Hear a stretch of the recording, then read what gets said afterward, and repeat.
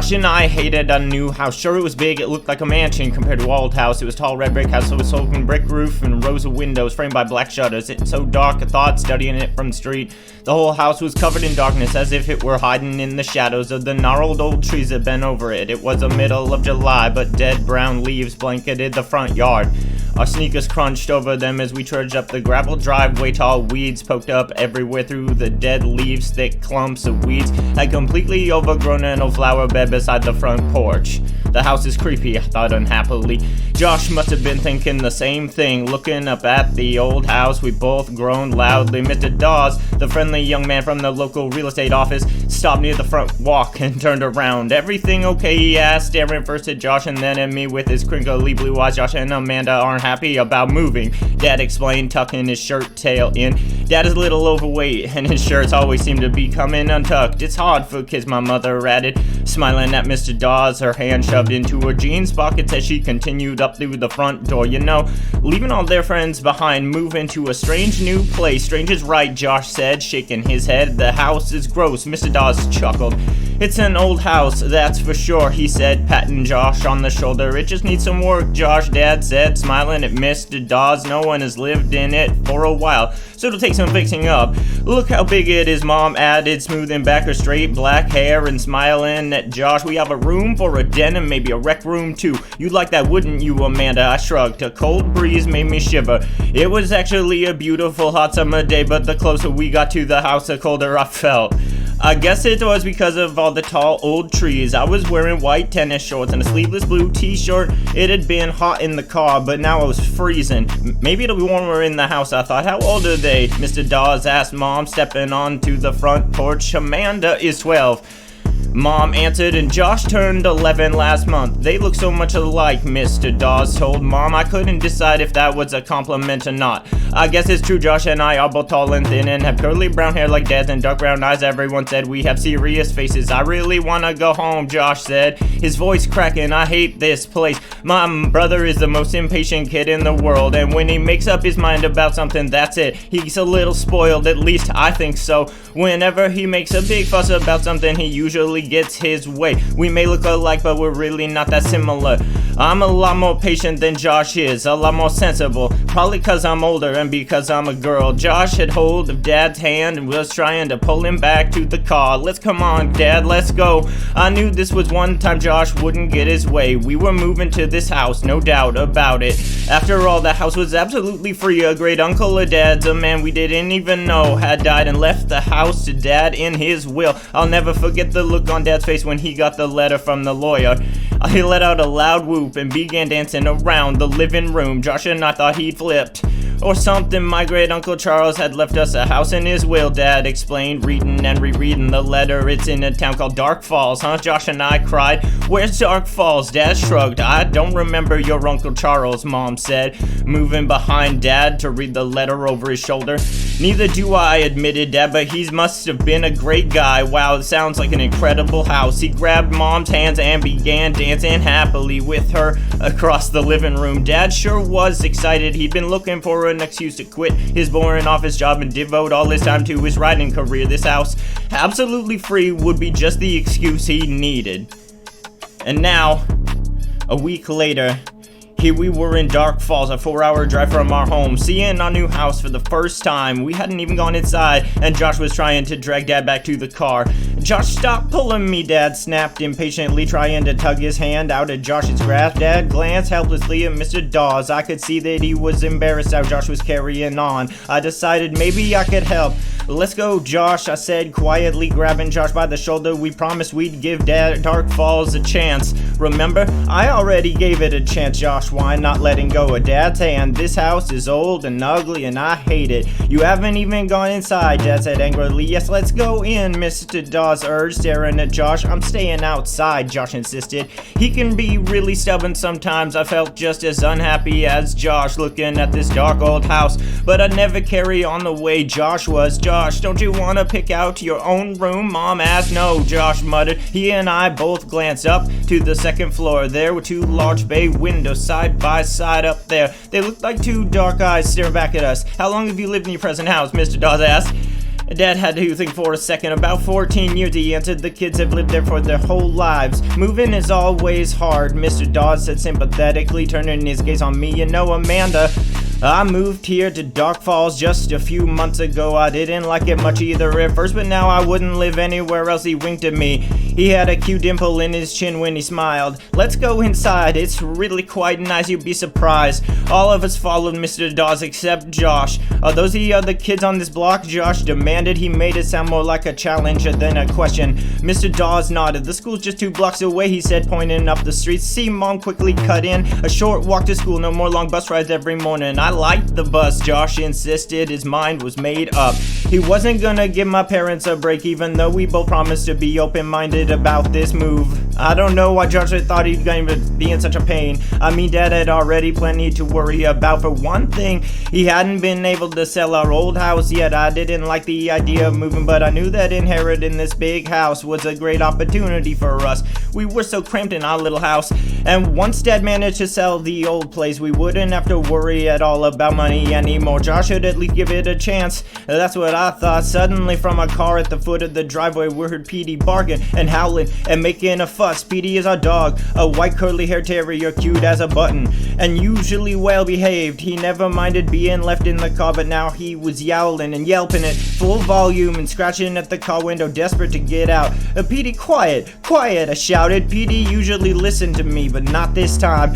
I'm gonna let him out, Josh declared, and took off down the driveway toward the car. No, wait, Dad called, but I don't think Josh could hear him over Petey's wails. Might as well let the dog explore, Mr. Dawes said. It's gonna be his house too. A few seconds later, Petey came charging across the lawn, kicking up brown leaves, yipping excitedly. As he ran up to us, he jumped on all of us as if he hadn't seen us in weeks, and then, to our surprise, he started growling menacingly and looked at Mr. Dawes. Petey, stop, Mom yelled. He's never done this, Dad said, apologetically. Really, he's usually very friendly. He probably smells something on me. Another dog, maybe, Mr. Dawes said, loosening his striped tie, looking warily at the growling dog. Finally, Josh grabbed Petey around the middle and lifted him away from Mr. Dawes. Stop it, Petey, Josh scolded, holding up the dog up close to his face so they were nose to nose. Mr. Dawes is our friend, Petey whimpered and licked Josh's face. After a short while, Josh set him back down on the ground.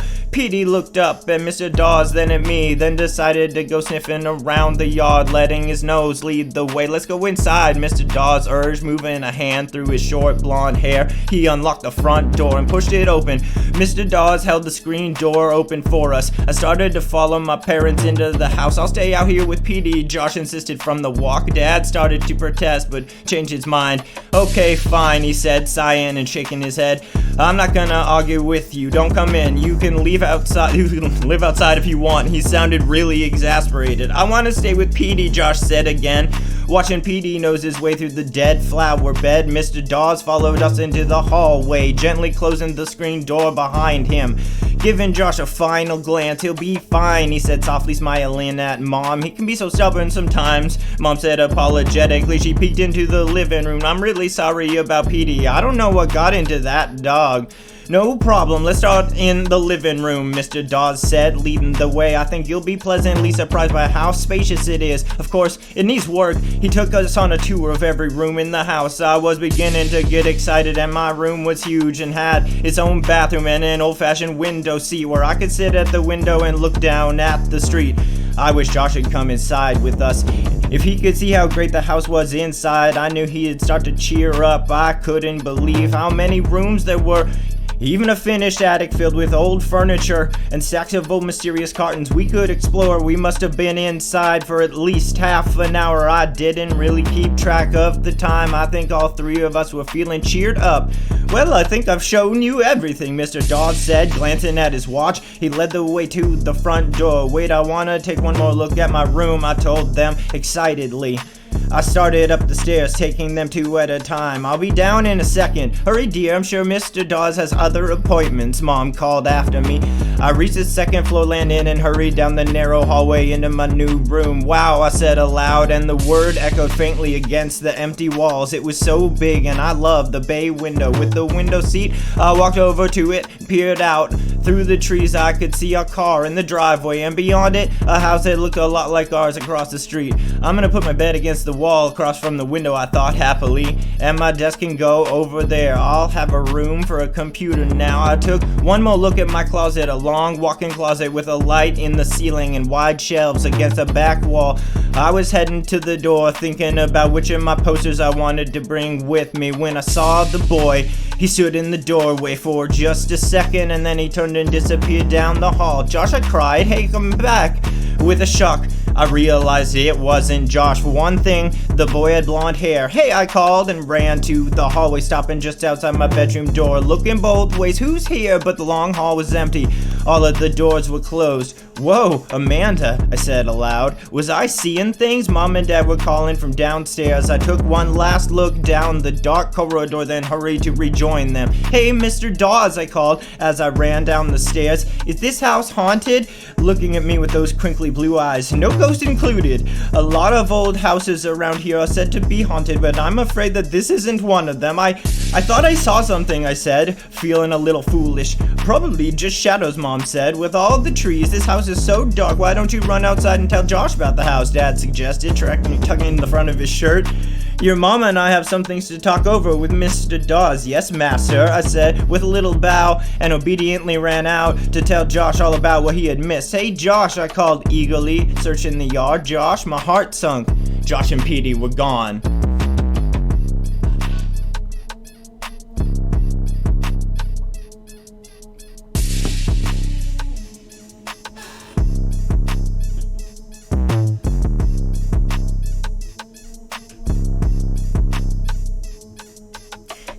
Josh, first I called Josh, then I called Petey, but there was no sign of either of them. I ran to the bottom of the driveway and peered into the car, but they weren't there. Mom and Dad were still inside talking with Mr. Dawes. I looked along the street in both directions and there was no sign of them. Josh, hey Josh!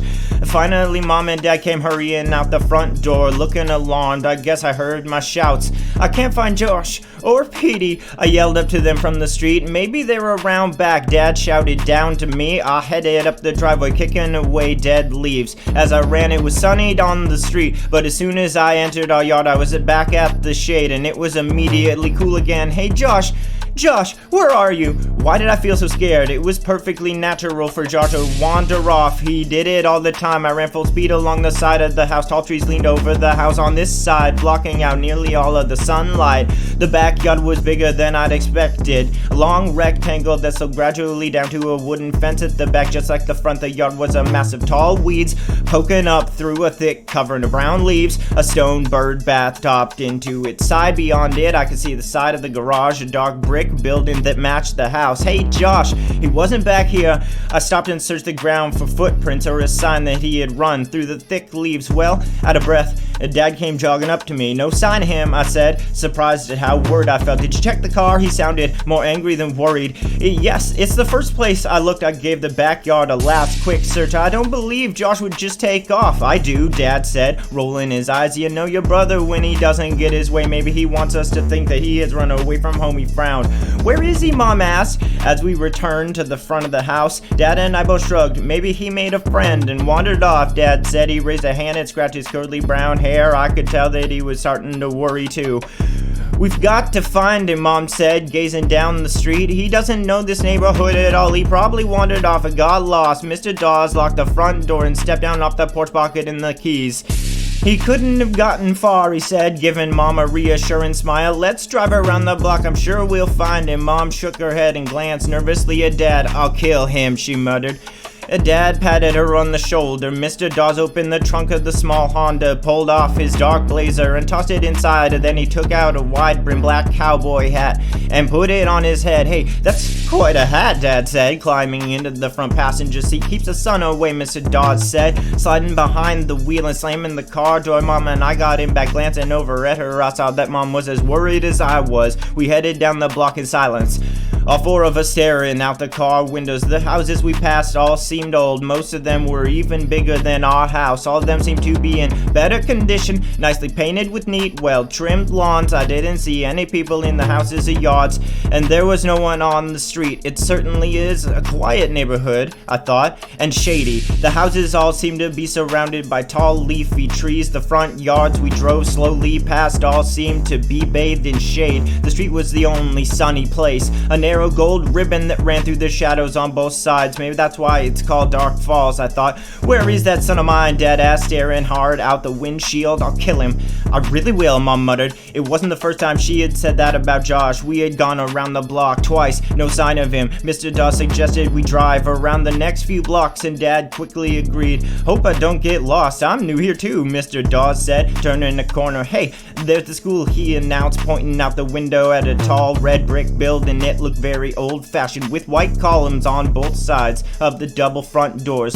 Of course, it's closed now, Mr. Dawes added. My eyes searched the fence and playground behind the school. It was empty, no one there. Could Josh have walked this far, Mom asked, her voice tight and higher than usual. Josh doesn't walk, Dad said, rolling his eyes. He runs. We'll find him, Mr. Dawes said, confidently tapping his fingers on the wheel as he steered. We turned a corner onto another shady block. A street sign read Cemetery Drive, and sure enough, a large cemetery rose up in front of us. Granite gravestones rolled along a low hill which sloped down and then up again into a large flat stretch, also marked with rows of low grave markers and monuments. A few shrubs dotted the cemetery, but there weren't many trees. As we drove slowly past the gravestones, passing by in a blur on the left, I realized that this was the sunniest spot I had seen in the whole town. There's your son, Mr. Dawes, pointing out the window. Stop the car. Suddenly, oh thank goodness, Mom exclaimed, leaning down to see out the windows on my side of the car. Sure enough, there was Josh running wildly along a crooked row of low white gravestones.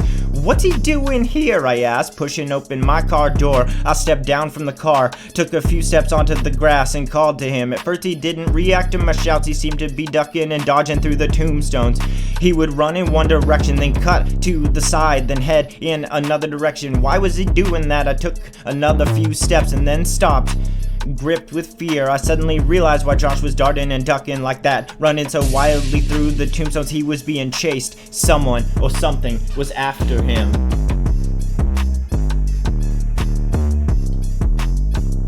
Chapter 3. Then, as I took a few reluctant steps toward Josh, watching him bend low, then change directions, his arms outstretched as he ran, I realized I had it completely backward. Josh wasn't being chased, Josh was chasing. He was chasing after Petey. Okay, so sometimes my imagination runs away with me. Running through an old graveyard like this, even in bright daylight, it's only natural that a person might start having weird thoughts. I called to Josh again, and this time he heard me and turned around. He looked worried. Amanda?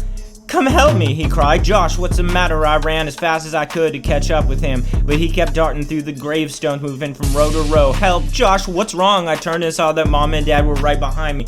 It's Petey, Josh explained, out of breath. I can't get him to stop. I caught him once, but he pulled away from me. Petey, Dad started calling the dog, but Petey was moving from stone to stone, sniffing each one, then running to the next. How did you all get all the way over here? Dad asked as he caught up with my brother. I had to follow Petey, Josh explained, still looking very worried. He just took off. 1 second, he was sniffing around that dead flower bed in our front yard. The next second, he just started to run. He wouldn't stop when I called. Wouldn't even look back. He kept running till he got here. I had to follow. I was afraid he'd get lost. Josh stopped and gratefully let Dad take over the chase. I don't know what that dumb dog's problem is, he said to me. He's just weird. I took Dad a few tries, but he finally managed to grab Petey and pick him up off the ground. Our little terrier gave a half-hearted yelp of protest and then allowed himself to be carried away.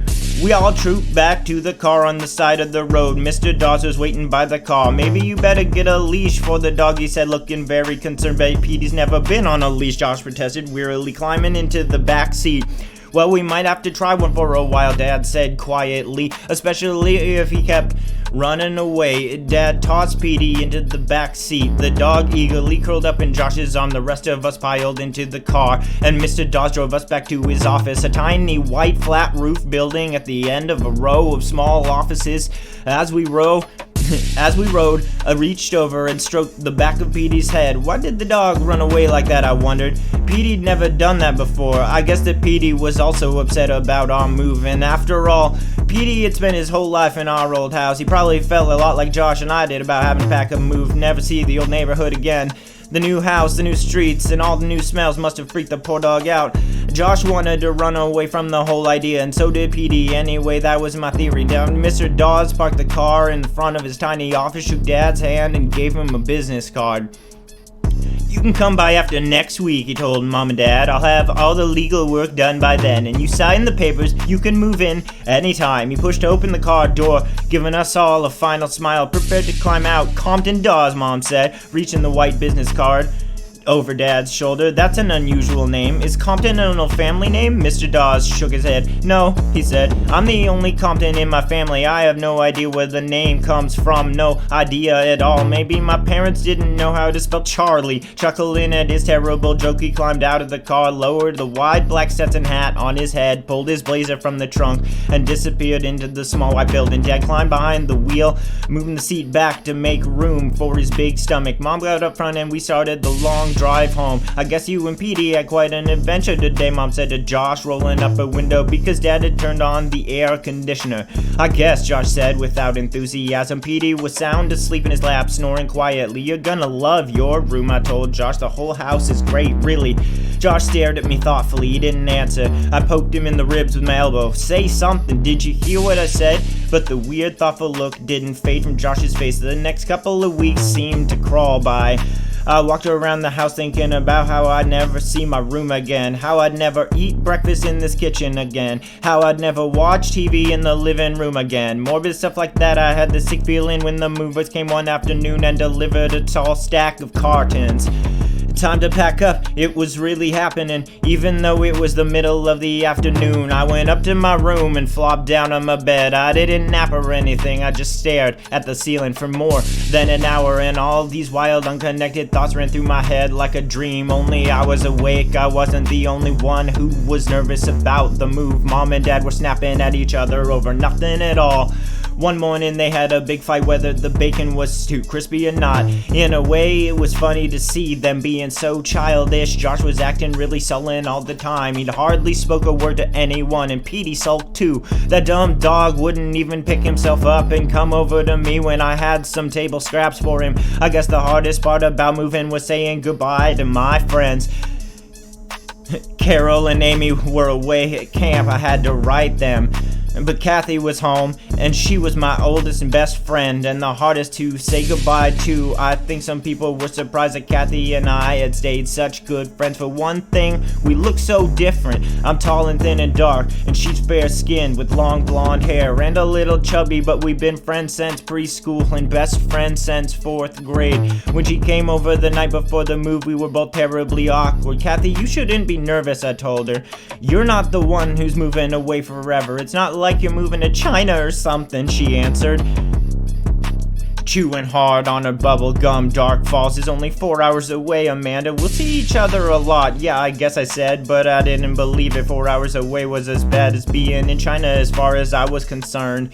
"I guess we can still talk on the phone," I said glumly. She blew a small green bubble, then sucked it back into her mouth. "Yeah, sure," she said, pretending to be enthusiastic. "You're lucky, you know, moving out of this crummy neighborhood to a big house." "It's not a crummy neighborhood," I insisted. I don't know why I was defending the neighborhood. I never had before. One of our favorite pastimes was thinking of places we'd rather be. "School won't be the same without you," she sighed, curling her legs on the chair. "Who's gonna slip me the answers in math?" I laughed. "I always slipped you the wrong answers, but it was the thought that counted," Kathy said, and then she groaned. "Ugh, junior high. Is your new junior high part of the high school or part of the elementary school?" I made a disgusted face. "Everyone's in one building. It's a small town, remember? There's no separate high school. At least, I didn't see one." "Bummer," she said. Bumma was right. We chatted for hours until Kathy's mom called and said it was time for her to come home. Then we hugged. I had made up my mind that I wouldn't cry, but I could feel the big hot tears forming in the corners of my eyes, and then they were running down my cheeks. I'm so miserable, I wailed. I had planned to be really controlled and mature, but Kathy was my best friend after all, and what could I do? We made a promise that we'd always be together on our birthdays no matter what. We'd force our parents to make sure we didn't miss each other's birthdays, and then we hugged again, and Kathy said, "Don't worry, we'll see each other a lot, really." And she had tears in her eyes too. She turned and ran out the door. The screen door slammed hard behind her. I stood there staring out into the kitchen until Petey came scampering in, his toenails clicking across the linoleum, and started to lick my hand. The next morning, moving day, was a rainy Saturday. Not a downpour, no thunder or lightning, but just enough rain and wind to make the long drive slow and unpleasant. The sky seemed to get darker as we neared the new neighborhood. The heavy trees bent low over the street. "Slow down, Jack," Mom warned shrilly. The street is really slick, but Dad was in a hurry to get to the house before the moving van did. "They'll just put the stuff anywhere if we're not there to supervise," he explained. Josh beside me in the back seat was being a real pain as usual. He kept complaining that he was thirsty. When that didn't get results, he started whining that he was starving, but we had all had a big breakfast, so that didn't get any reaction either. We just wanted attention, of course. I kept trying to cheer him up by telling him how great the house was and inside and how big his room was, and he still hadn't seen it, but he didn't want to be cheered up. He started wrestling with Petey, getting the poor dog all worked up until Dad had to shout at him to stop. They all tried really hard not to get on each other's nerves, Mom suggested. Dad laughed. "Good idea, dear." Don't make fun of me," she snapped. They started to argue about who was more exhausted from all the packing. Petey stood up on his hind legs and started to howl at the back window. "Can't you shut him up?" Mom screamed. I pulled Petey down, but he struggled back up and started howling again. "He's never done this before," I said. "Just get him quiet," Mom insisted. I pulled Petey down by his hind legs and Josh started to howl. Mom turned around and gave him a dirty look. Josh didn't stop howling though. He thought he was a riot. Finally, Dad pulled the car up the driveway of the new house. The tires crunched over the wet gravel. Rain pounded on the roof. "Home sweet home," Mom said. I couldn't tell if she was being sarcastic or not. I think she was really glad the long car ride was over. "At least we beat the mover," Dad said, glancing at his watch. Then expression changed. "Hope they're not lost. It's as dark as night out there," Josh complained. Petey was jumping up and down in my lap, desperate to get out of the car. He was usually a good traveler, but once the car stopped, he wanted out immediately. I opened up my car, and he leaped onto the driveway with a splash and started to run in a wild zigzag across the front yard. "At least someone's glad to be here," Josh said quietly. Dad ran up to the porch, fumbling with his unfamiliar keys, managed to get to the front door.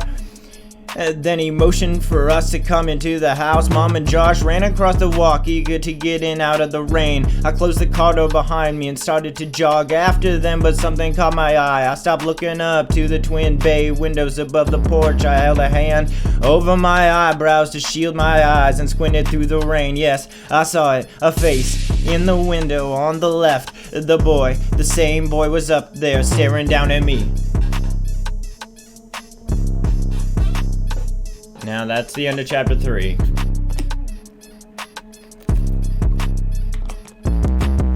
Oh boy. 10 minutes a chapter, so it's only going to be 2 hours and 20 minutes. 40 minutes.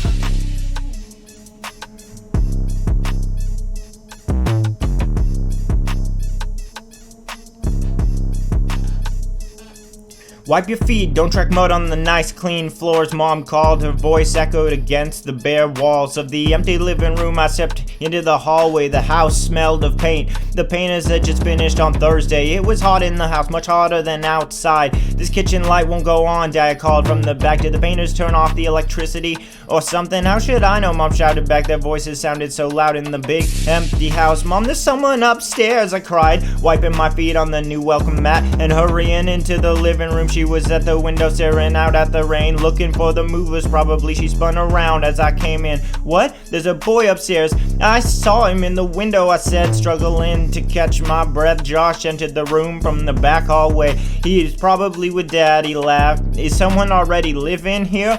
"There's no one upstairs," Mom said, rolling her eyes. "Are you two going to give me a break today or what?" "What did I do?" Josh whined. "Listen, Amanda, we're all a little on edge today," Mom started, but I interrupted her. "I saw his face, Mom, in the window. I'm not crazy, you know?" "Says who?" Josh cracked. "Amanda." Mom bit her lower lip, the way she always did when she was really exasperated. "You saw a reflection of something, of a tree, probably." She turned back to the window. The rain was coming down in sheets now, the wind driving it noisily across a large picture window. I ran to the stairway, cut my hands over my mouth, and shouted up to the second floor. "Who's up there?" No answer. "Who's up there?" I called a little louder. Mom had her hands over her ears. "Amanda, please." Josh had disappeared through the dining room. He was finally exploring the house. "There's someone up there," I insisted, and impulsively I started up the wooden stairway, my sneakers thudding loudly on the bare steps. "Amanda," I heard Mom call after me, but I was too angry to stop. Why didn't she believe me? Why did she have to say it was a reflection of a tree I saw up there? I was curious. I had to know who was upstairs. I had to prove Mom wrong. I had to show her I hadn't seen a stupid reflection. I guess I can be pretty stubborn too. Maybe it's a family trait. The stairs squeaked and creaked under me as I climbed. I didn't feel at all scared until I reached the second floor landing. Then I suddenly had this heavy feeling in the pit of my stomach. I stopped breathing hard, leaning on the banister. Who could it be? A burglar? A bored neighborhood kid who had broken into an empty house for a thrill? Maybe I shouldn't be up here alone, I realized. Maybe the boy in the window was dangerous. "Anybody up here?" I called, my voice suddenly trembly and weak, still leaning against the banister. I listened, and I could hear footsteps scampering across the hallway. No, and not footsteps, the rain. That's what it was. The patter of rain against the slat shingled roof. For some reason the sound made me feel a little calmer. I let go of the banister and slipped onto the long narrow hallway. It was dark up here except for a rectangle of gray light from a small window at the other end. I took a few steps, the old wooden floorboards creaking noisily beneath me. "Anybody up here?" Again, no answer. I stepped up to the front doorway on my left. The door was closed. The smell of fresh paint was suffocating. There was a light switch on the wall near the door. Maybe it's for the hall light. I thought. I clicked it on, but nothing happened. "Anybody here?" My hand was trembling as I grabbed the doorknob. It felt warm in my hand and damp. I turned it and, taking a deep breath, pushed open the door. I peered into the room. Gray light filtered in through the bay window. A flash of lightning made me jump back. The thunder that followed was a dull, distant roar. Slowly, carefully, I took a step into the room, then another. No sign of anyone. This was the guest bedroom, or it could be Josh's room if he decided he liked it. Another flash of lightning. The sky seemed to be darkening. It was pitch black out there, even though it was just after lunchtime. I backed into the hall. The next room was gonna be mine. It also had a bay window that looked down on the front yard. Was the boy I saw staring down at me in my room? I crept down the hall, letting my hand run along the wall for some reason, and stepped outside my door, which was also closed. Taking a deep breath, I knocked on the door. "Who's in there?" I called. I listened. Silence, then a clap of thunder, closer than the last. I froze as if I were paralyzed, holding my breath. It was so hot up here, hot and damp, and the smell of paint was making me dizzy. I grabbed the doorknob. "Anybody in there?" I started to turn the knob when the boy crept up from behind and grabbed my shoulder. Short chapter. Couldn't breathe. I couldn't cry out. My heart seemed to stop. My chest felt as if it were about to explode. With a desperate, terrified effort, I spun around. "Josh," I shrieked. "You scared me to death." I thought he let go of me and took a step back. "Gotcha," he declared. Then he started to laugh, a high-pitched laugh that echoed down the long, bare hallway. My heart was pounding hard now. My forehead throbbed. "You're not funny," I said angrily. I shoved him against the wall. "You really scared me." He laughed and rolled around on the floor. He was really a sicko. I tried to shove him again, but missed. Angrily, I turned away from him, just in time to see my bedroom door slowly swinging open. I gasped in disbelief and froze, gaping at the moving door. Josh stopped laughing and stood up immediately, serious, his dark eyes wide with the fright. I could hear someone moving inside the room. I could hear whispering, excited giggles. Who's there?" I managed to stammer in a high little voice I didn't recognize. The door creaking loudly opened a bit more, then started to close. "Who's there?" I demanded, a bit more forcefully again. I could hear whispering, someone moving about. Josh had backed up against the wall and was edging away toward the stairs. He had an expression on his face I had never seen before. Sheer terror. The door, creaking like a door in a movie haunted house, closed a little more.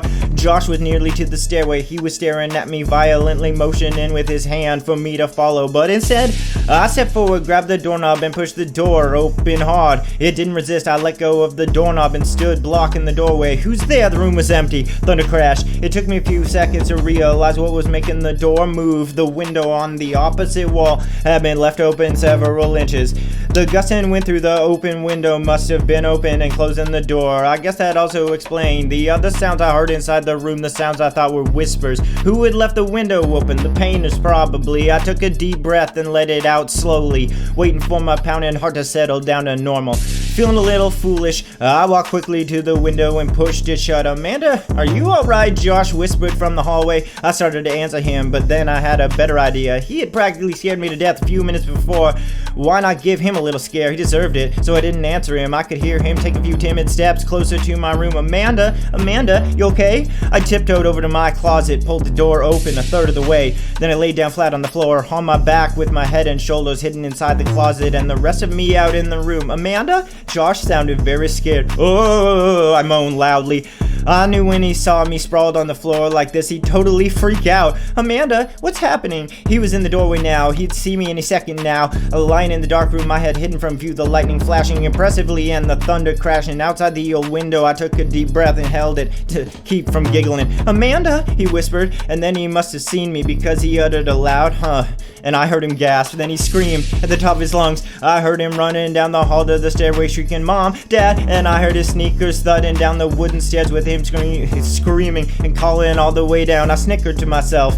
Then before I could pull myself up, I felt a rough, warm tongue licking my face. Petey, he was licking my cheeks, licking my eyelids, licking me frantically as if he were trying to revive me, or as if to let me know that everything was okay. Oh, Petey, I cried, laughing and throwing my arms around the sweet dog. Stop, you're getting me all sticky. But he wouldn't stop. He kept on licking fiercely. The poor dog is nervous too, I thought. Come on, Petey, shape up, I told him, holding his panting face away with both of my hands. There's nothing to be nervous about. This new place is gonna be fun. You'll see. That was 2 chapters.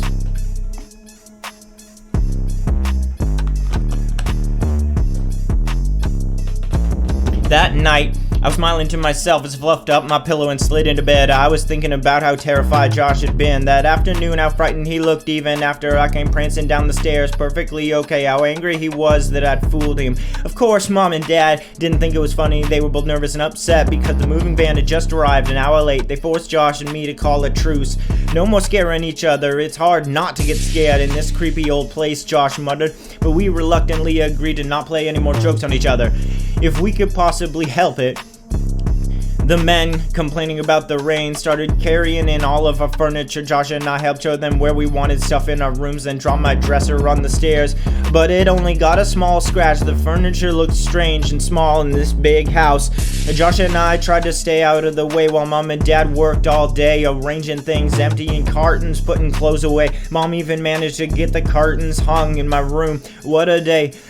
Now, a little after 10 o'clock, trying to get sleep for the first time in my new room, I turned onto my side, then onto my back. Even though this was my old bed, I couldn't get comfortable. Everything seemed so different, so wrong. This bed didn't face the same direction as in my old bedroom. The walls were bare. I hadn't had time to hang any of my posters. The room seemed so large and empty. The shadow seemed so much darker, my back started to itch, and then I suddenly felt itchy all over. The bed is filled with bugs, I thought, sitting up, but of course that was ridiculous. It was my same old bed with clean sheets. I forced myself to settle back down and close my eyes. Sometimes when I can't get to sleep, I count silently by 2s, picturing each number in my mind. As I think of it, it usually helps to clear my mind so that I can drift off to sleep. I tried it now, burying my face in the pillow, picturing the numbers rolling past. 4, 6, 8. I yawned loudly, still wide awake. At 2:20. I'm going to be awake forever, I thought. I'm never going to be able to sleep in this new room. But then I must have drifted off without realizing it. I don't know how long I slept, an hour or 2 at the most. It was a light, uncomfortable sleep. Then something woke me. I sat straight up, startled. Despite the heat of the room, I felt cold all over. Looking down to the end of the bed, I saw that I had kicked off the sheet and a light blanket. With a groan, I reached down for them, but then froze. I heard whispers. Someone was whispering across the room. Who's there? My voice was a whisper too, tiny and frightened. I grabbed my covers and pulled them up to my chin. I heard more whispers. The room came into focus as my eyes adjusted to the dim light. The curtains, the long sheer curtains from my old room that my mother had hung that afternoon, were fluttering at the window. So that explained the whispers. The billowing curtains must have woken me up. A soft gray light floated in from outside the curtains, cast moving shadows onto the foot of my bed. Yawning, I stretched and climbed out of bed. I felt chilled all over as I crept across the wooden floor to close the window. As I came near, the curtains stopped billowing and floated back into place. I pushed them aside and reached out to close the window. Oh, I uttered a soft cry when I realized that the window was closed. But how could the curtains flutter like that with the window closed? I stood there for a while staring out at the grays of the night. There wasn't much of a draft. The window seemed pretty airtight, and I imagined the curtains billowing. Were my eyes playing tricks on me? Yawning, I hurried back through the strange shadows to my bed and pulled the covers up as high as they would go. Amanda, stop scaring yourself, I scolded. When I fell back to sleep a few minutes later, I had the ugliest, most terrifying dream. I dreamed that we were all dead, Mom, Dad, Josh, and me. At first I saw us sitting around the dinner table in the new dining room. The room was very bright, so bright I could see our faces very well. They were just a bright white blurb. Then slowly, everything came into focus. I could see that beneath our hair we had no faces. Our skin was gone and only our gray-green skulls were left. Bits of flesh clung to my bony cheeks. They were only deep black sockets where my eyes had been. The four of us all dead sat, eating in silence. The dinner plates I saw were filled with small bones. A big platter in the center of the table was piled high with gray-green bones, human-looking bones. And then in this dream, our disgusting meal was interrupted by a loud knocking on the door and insistent pounding that grew louder and louder. It was Kathy, my friend from back home. I could see her out a front door, pounding on it with both fists. I wanted to go answer the door. I wanted to run from the dining room and pull open the door and greet Kathy. I wanted to talk to Kathy. I wanted to tell her what had happened to me, to explain that I was dead and that my face had fallen away. I wanted to see Kathy so badly, but I couldn't get up from the table. I tried and tried, but I couldn't get up. The pound on the door grew louder and louder until it was deafening. But I just sat there with my gruesome family, picking up bones from a dinner plate and eating them. I woke up with a start, the horror of the dream still with me. I could still hear the pounding in my ears. I shook my head, trying to chase the dream away. It was morning. I could tell from the blue of the sky outside the window. Oh no, the curtains, they were billowing again, flapping noisily as they blew into the room. I sat up and stared. The window was still closed. Spooky.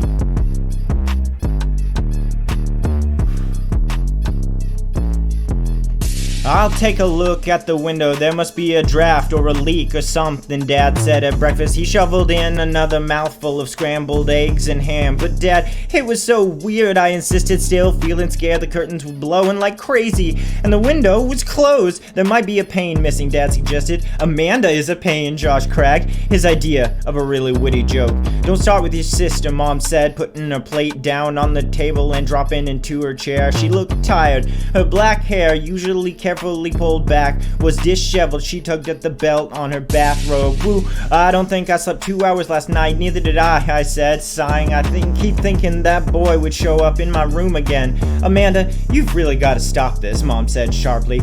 Boys in your room, curtains blowing. You have to realize that you're nervous and your imagination is working overtime. But Mom, I started. Maybe a ghost is behind the curtains, Josh said, teasing. He raised up his hands and made a ghostly ooh wail. Whoa, Mom put a hand on Josh's shoulder. Remember what you promised about scaring each other? It's gonna be hard for all of us to adjust to this place, Dad said.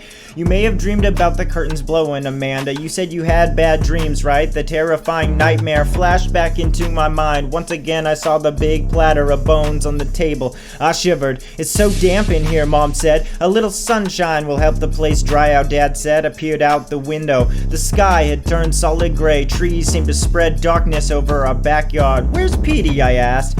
"Out back," Mom replied, swallowing a mouthful of eggs. He got up early too. Couldn't sleep, I guess, so I let him out.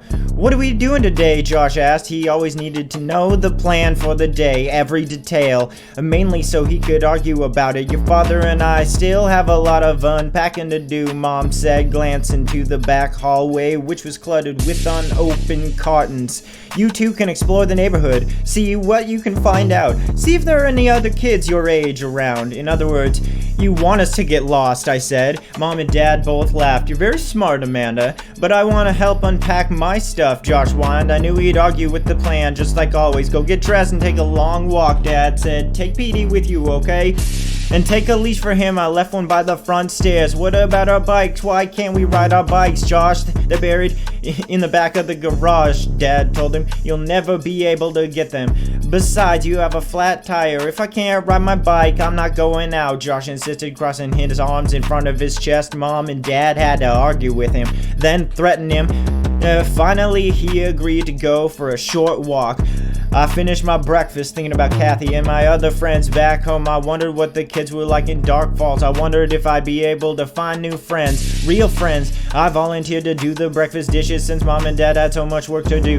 The warm water felt soothing on my hands as I sponged the dishes clean. I guess maybe I'm weird. I like washing dishes behind me. From somewhere in the front of the house, I could hear Josh arguing with Dad. I could just barely make out the words over the trickle of the tap water. "Your basketball is packed in one of those cartons," Dad was saying. Then Josh said something. Then Dad said, "How should I know which one?" Then Josh said something. Then Dad said, "No, I don't have time to look now. Believe it or not, your basketball isn't at the top of my list."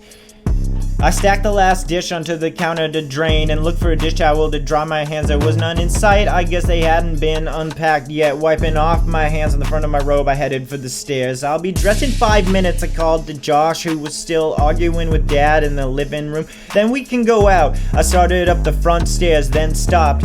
Above me on the landing stood a strange girl about my age with short black hair. She was smiling down at me, not a warm smile, not a friendly smile, but the coldest, most frightening smile I had ever seen. A hand touched my shoulder. I spun around. It was Josh. I was not going for a walk unless I can take my basketball, he said. "Josh, please." I looked back up the landing and the girl was gone. I felt cold all over. My legs were all trembly. I grabbed the banister. "Dad, come here, please," I called, Josh's face filled with alarm. "Hey, I didn't do anything," he shouted. "No, it's not you," I said, and called Dad again. "Amanda, I'm kind of busy," Dad said, appearing below at the foot of the stairs, already perspiring from uncrating the living room stuff. "Dad, I saw somebody," I told him. "Up there, a girl," I pointed. "Amanda, please," he replied, making a face. "Stop seeing things, okay? There's no one in this house except for the 4 of us, and maybe a few mice." "Mice?" Josh asked with sudden interest. "Really? Where?" "Dad, I didn't imagine it," I said, my voice creaking. I was really hurt that he didn't believe me.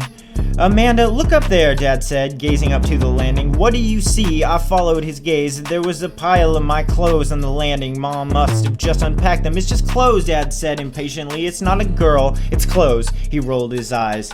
"Sorry," I said quietly. I repeated it as I started up the stairs. "Sorry, but I didn't really feel sorry. I felt confused and still scared. Was it possible that I thought a pile of clothes was a smiling girl? No, I didn't think so. I'm not crazy, and I have really good eyesight. So then, what was going on? I opened the door to my room and turned on the ceiling light and saw the curtains billowing in front of the bay window. Oh no, not again, I thought. I hurried over to them. This time, the window was opened. Who opened it? Mom, I guess. Warm, wet air blew into the room. The sky was heavy and gray. It smelled like rain. Turned into my bed. I had another shock. Someone had laid out an outfit for me. A pair of faded jeans and a pale blue sleeveless t-shirt. They were spread out side by side at the foot of the bed. Who would put them there? "Mom," I stopped at the doorway and called to her. Mom, did you pick out some clothes for me?" I could hear her shout something from downstairs, but I couldn't make out the words. "Calm down, Amanda," I told myself. "Calm down. Of course Mom pulled the clothes out. Of course Mom put them there." From the doorway I heard the whispering in my closet, whispering and hush, giggling beside the closet door. That was the last straw. "What's going on here?" I yelled at the top of my lungs. I stormed over to the closet and pulled open the door. Frantically, I pushed clothes out of the way. No one was in there. Mice, I thought. I heard the mice that Dad was talking about. I've got to get out of here, I said aloud. The room I realized was driving me crazy. No, I was driving myself crazy. Imagine all these weird things. There was a logical explanation for everything. As I pulled up my jeans and fastened them, I said the word logical over and over in my mind. I said it so many times that it didn't sound like a real word anymore. Calm down, Amanda, calm down. I took a deep breath and held it to 10. Boo, Josh, cut it out. You didn't scare me, I told him, sounding more cross than I had meant to. Let's get out of here, he said, staring at me from the doorway. This place is giving me the creeps. Huh? You too? I exclaimed. What's your problem? He started to say something, then stopped. He suddenly looked embarrassed. Forget it, he muttered. No, tell me, I insisted. What were you going to say? He kicked at the floor molding. I had a really creepy dream last night, he finally admitted, looking past me to the fluttering curtains at the window. A dream? I remembered my horrible dream. Yeah, there were these two boys in my room and they were mean. What did they do, I asked. I don't remember, Josh said, avoiding my eyes. I just remember they were scary. And what happened? I asked, turned into the mirror to brush my hair. I woke up, he said, and then added impatiently, come on, let's go. Did the boy say anything to you? No, I don't think so, he answered thoughtfully. They just laughed. Laughed? Well, giggled, sort of. Josh said, I don't want to talk about it anymore, and he snapped. Are we going for this dumb walk or not? Okay, I'm ready, I said, putting down my brush, taking one last look into the mirror. Let's go on this dumb walk. I followed him down the hall. As we passed a stack of clothes on the landing, I thought about the girl I had seen standing there.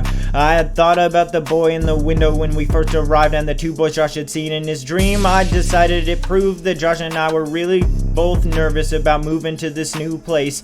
Maybe Mom and Dad were right. We were letting our imaginations run away with us. It had to be our imaginations. I mean, what else could it be? It had to be our imaginations.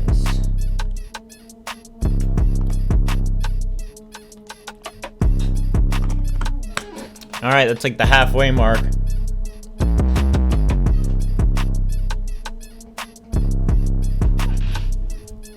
A few seconds later, we stepped into the backyard to get Petey. He was as glad to see us as ever, leaping on with his muddy paws. He yapping excitedly, running in frantic circles through the leaves. It cheered me up just to see him. It was hot and muggy, even though the sky was gray. There was no wind at all. The heavy old trees stood as still as statues. We headed down the gravel driveway toward the street, our sneakers kicking at the dead brown leaves. Petey running in zigzags at our sides, first in front of us and behind. At least Dad hadn't asked us to rake all these old leaves, Josh said. He will, I warned. I don't think he's unpacked the rake yet. Josh made a face. We stood at the curb looking up at our house, the second two-floor bay window staring back at us like eyes. The house next door, I noticed for the first time, was about the same size as us, except it was a single instead of a brick. The curtains in the living room were drawn shut. Some of the upstairs windows were shut. A tall tree cast a neighbor's house in darkness too. Which way? Josh asked, tossing a stick for Petey to chase. I pointed up the street. The school is up that way, I said. Let's check it out. The road sloped uphill. Josh picked up a small tree branch from the side of the road and he used it as a walking stick. Petey trying to chew on it while Josh walked. We didn't see anyone on the street or in any of the front yards we passed. No cars went by. I was beginning to think this whole town was deserted until the boy stepped out from behind the low ledge. He popped out so suddenly both Josh and I stopped in our tracks. Hi, he said, shyly giving us a little wave. Hi, Josh and I answered at the same time. Then before he could pull back, Petey ran up to the boy, sniffed his sneakers and began snarling and barking. The boy stepped back and raised his hand as if he were protecting himself. He looked really frightened. Petey, stop, I cried. Josh grabbed the dog and picked him up, but he kept growling. He doesn't bite, I told the boy. He usually doesn't bark either. I'm sorry, that's okay, the boy said, staring at Petey, who was squirming to get out of Josh's arms. He probably smelled something on me. Petey, stop, I shouted. The dog wouldn't stop squirming. You don't want the leash, do you? The boy had short, wavy blonde hair and very pale blue eyes. He had a funny turned up nose that seemed out of place on his serious looking face. face. He was wearing a maroon long-sleeve sweatshirt despite the mugginess of the day, and black straight-leg jeans. He had a blue baseball cap stuffed into the back pocket of his jeans. "I'm Amanda Benson," I said, "and this is my brother Josh." Josh hesitantly put Petey back on the ground. The dog yipped once, stared up at the boy, whimpered softly, then sat down on the street and began to scratch himself. "I'm Ray Thurston," the boy said, stiffening his head into his jean pockets, still staring warily at Petey. He seemed to relax a little though, seeing that the dog had lost interest in barking and growling at him. I suddenly realized that Ray looked familiar. Where had I seen him before? Where? I stared at him until I remembered, and then I gasped in sudden fright. Ray was the boy in my room, the boy in the window. "You," I stammered accusingly, "you were in a house." He looked confused. "Huh? You were in my room, right?" I insisted. He laughed. "I don't get it," he said. "In your room?" Petey raised his head and gave a low growl in Ray's direction. Then he went back to his serious scratching. "I thought I saw you," I said, beginning to feel a little doubtful. Maybe it wasn't him. "Maybe I haven't been in your house in a long time," Ray said, looking down warily at Petey. "A long time? Yeah, I used to live in your house," he replied. "Huh?" Josh and I stared at him in surprise. "Our house?" Ray nodded. "When we first moved here," he said. He picked up a flat pebble and heaved it down the street. Petey growled, started to chase it, changed his mind, and plopped back down on the street, his stub of a tail wagging excitedly.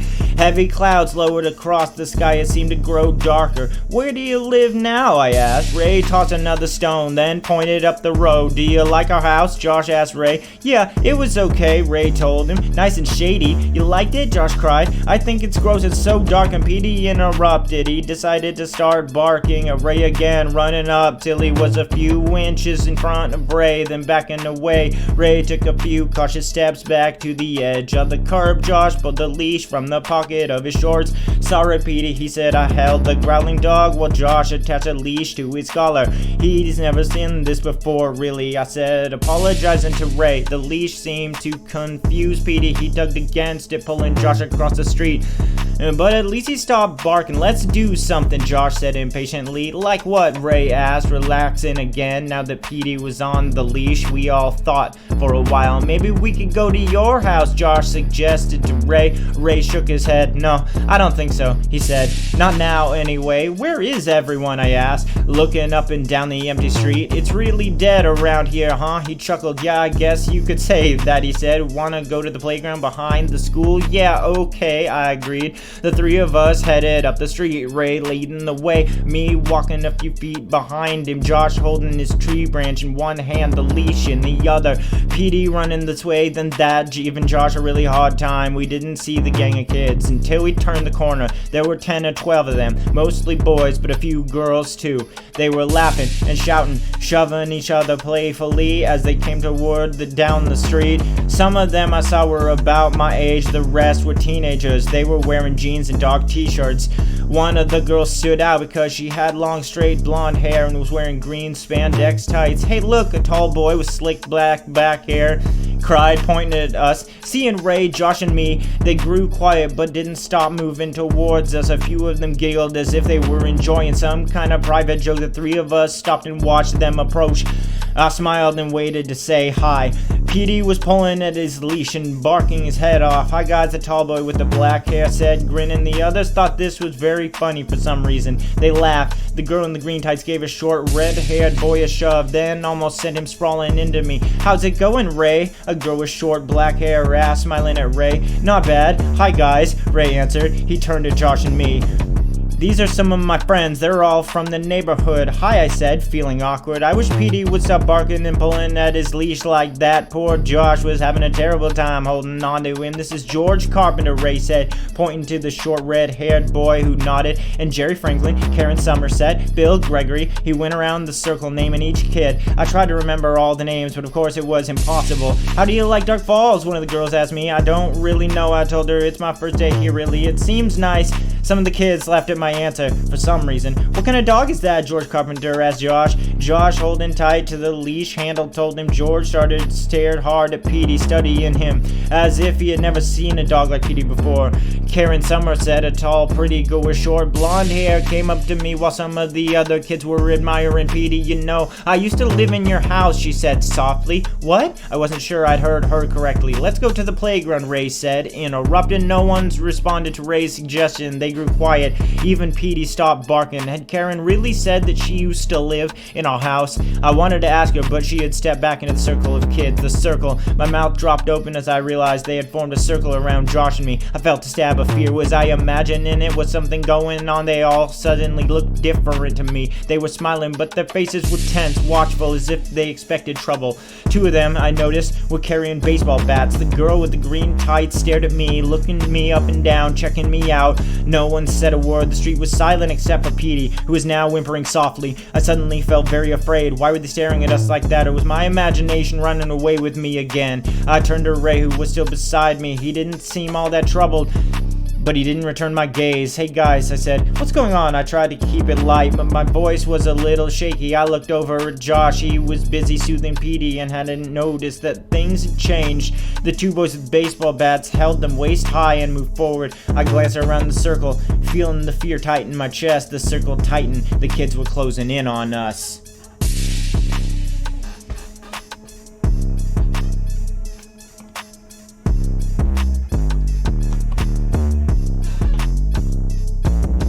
The black clouds overhead seemed to lower. The air felt heavy and damp. Josh was fussing with Petey's collar and still didn't see what was happening. I wondered if Ray was going to say anything, if he was going to do anything to stop them. But he stayed frozen, expressionless beside me. The circle grew smaller as the kids closed in. I realized I'd been holding my breath. I took a deep breath and opened my mouth to cry out, hey kids, what's going on? It was a man's voice calling from outside the circle. Everyone turned to see Mr. Dawes coming quickly toward us, taking long strides as he crossed the street.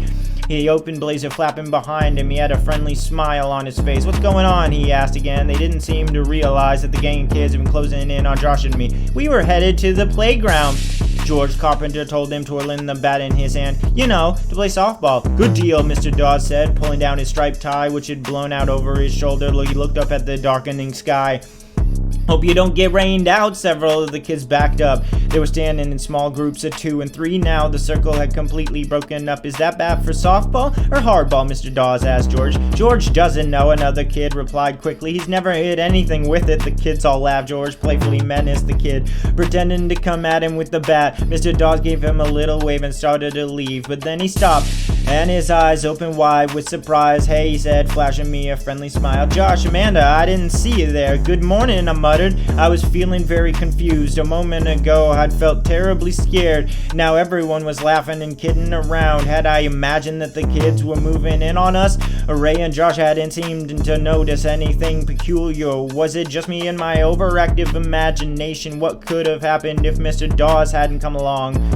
How are you two getting along in the new house? Mr. Dawes asked, smoothing back his wavy blonde hair. Okay, Josh and I answered together. Looking up at Mr. Dawes, Petey began to bark and pull at the leash. Mr. Dawes put an exaggerated hurt expression on his face. I'm crushed, he said. Your dog still doesn't like me. He bent over Petey. Hey dog, lighten up, Petey barked out angrily. He doesn't seem to like anybody today, I told Mr. Dawes apologetically. Mr. Dawes stood back up and shrugged. Can't win 'em all. He started back to his car, parked a few yards down the street. I'm heading over to your house, he told Josh and me. Just want to see if there's anything I can do to help your parents. Have fun, kids. I watched him climb into his car and drive away. He's a nice guy, Ray said. Yeah, I agreed. I was still feeling uncomfortable, wondering what the kids would do now Mr. Dawes was gone. Would they form that frightening circle again? No. Everybody started walking, heading down the block to the playground behind the school. They were kidding each other and talking normally and pretty much ignored Josh and me. I was starting to feel a little silly. It was obvious they hadn't been trying to scare Josh and me. I must have made the whole thing up in my mind. I must have. At least I told myself I hadn't screamed or made a scene. At least I hadn't made a total fool of myself. The playground was completely empty. I guess that most kids had stayed inside because of the threatening sky. The playground was a large, flat, grassy field surrounded on all four sides by a tall metal fence. There were swings and slides at the end nearest the school building. There were 2 baseball diamonds on the other end. Beyond the fence, I could see a row of tennis courts, also deserted. Josh tied Petey to the fence, then came running over to join the rest of us. The boy named Jerry Franklin made up the teams. Ray and I were on the same team. Josh was on the other. As our team took the field, I felt excited and a little nervous. I'm not the best softball player in the world. I can hit the ball pretty well, but in the field I'm a complete klutz. So luckily Jerry sent me out to right field, where not many balls had hit. The clouds began to part a little and the sky got lighter. We played 2 full innings. The other team was winning 8-2. I was having fun. I had only messed up on 1 play and I hit a double my first time at bat. It was fun being with a whole new group of kids. They seemed really nice, especially the girl named Karen Somerset, who talked with me while we waited our turn at bat.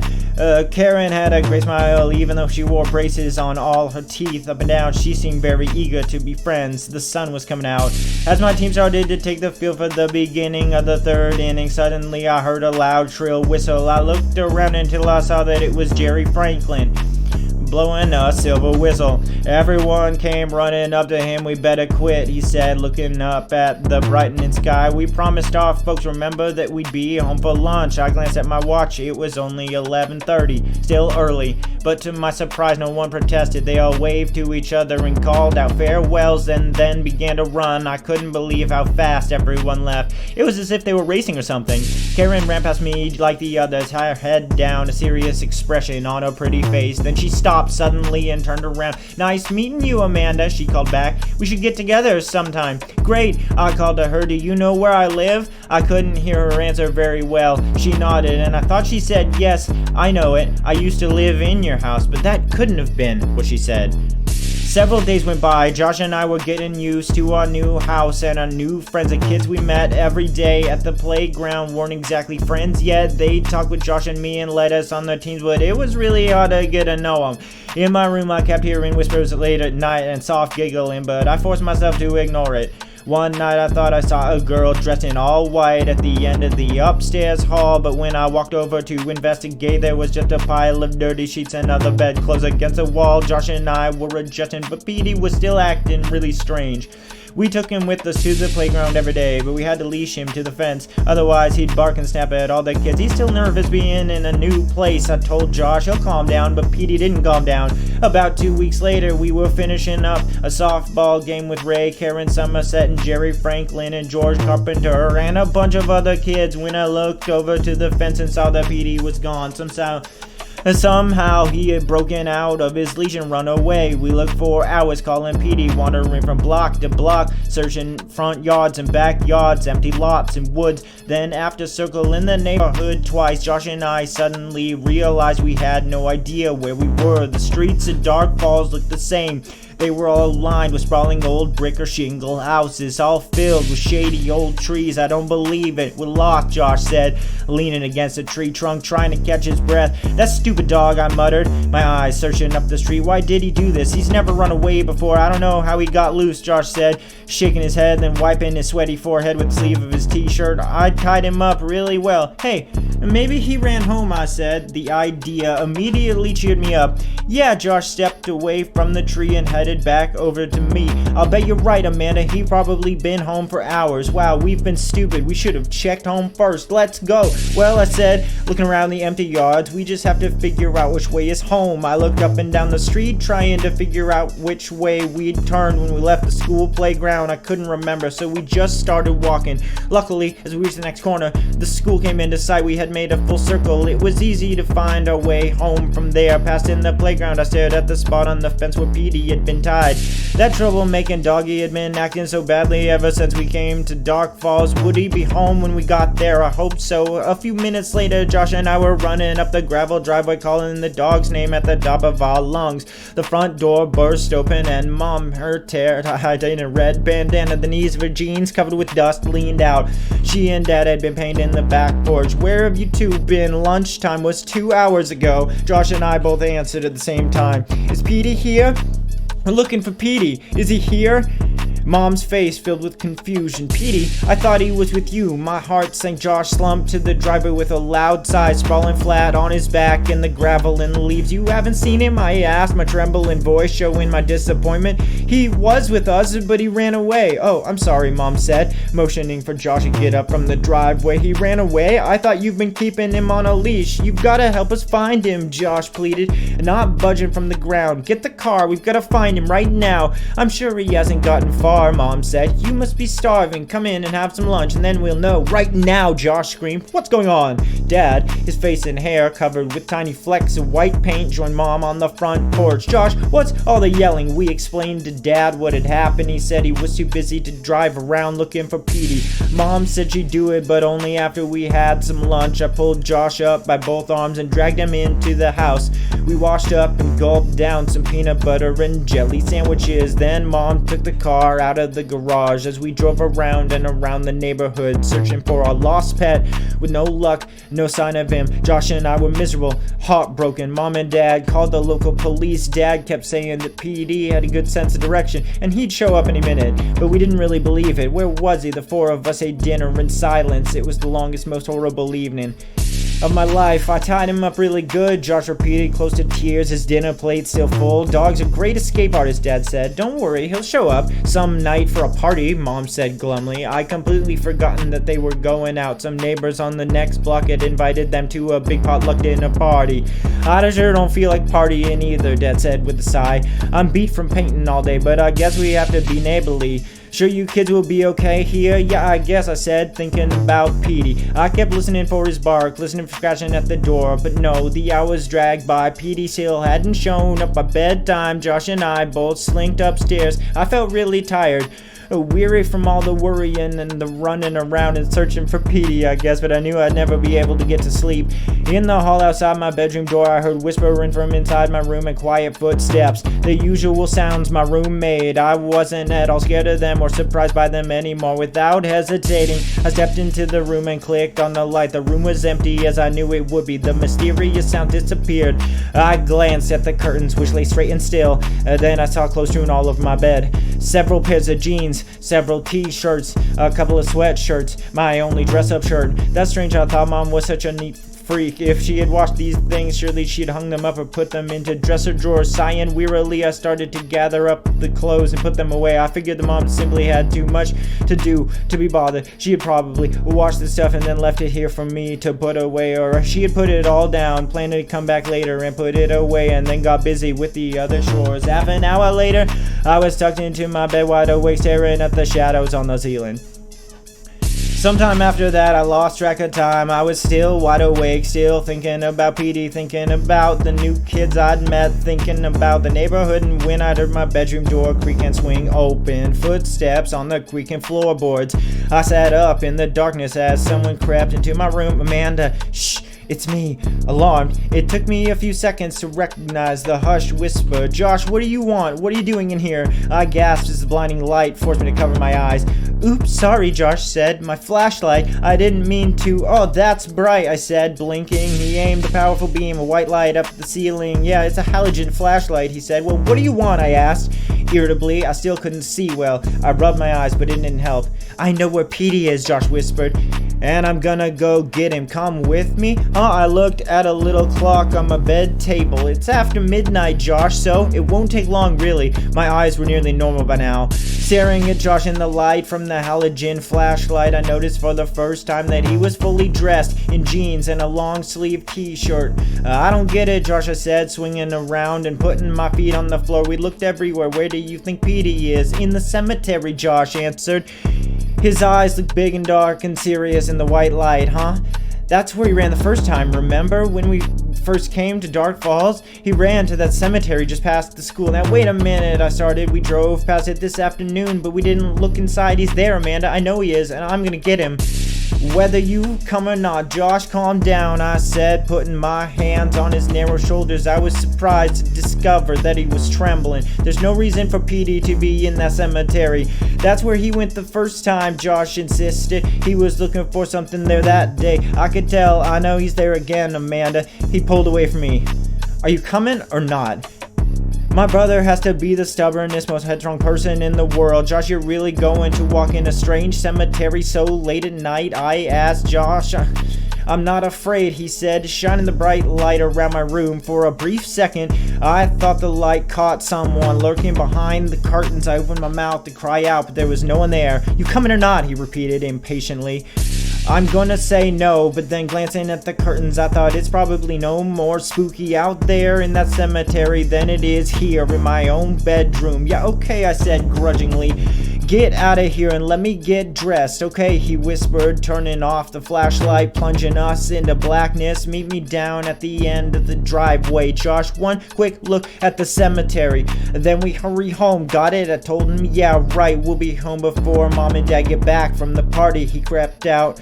I could hear him making his way quickly down the stairs. This is the craziest idea ever, I told myself as I searched in the darkness for some clothes to pull on. And also, it was kind of exciting. Josh was wrong, no doubt about it. Petey wouldn't be hanging around in that cemetery now. Oh, why on earth should he? But at least it wasn't a long walk, and it was an adventure, something to write about to Kathy back home. And if Josh happened to be right, and we did manage to find poor lost Petey, well, that would be great too. A few minutes later, dressed in jeans and a sweatshirt, I crept out of the house and joined Josh at the bottom of the driveway. The night was still warm, a heavy blanket of clouds covering the moon. I realized for the first time that there was no street lights on our block. Josh had the halogen flashlight on, aimed down at our feet. You ready? He asked. Dumb question. Would I be standing there if I wasn't ready? We crunched over dead leaves as we headed back up the block toward the school. From there, it was just 2 blocks to the cemetery. It's so dark, I whispered. The houses were black and silent. There was no breeze at all. It was as if we were all alone in the world. It's too quiet, I said, hurrying to keep up with Josh.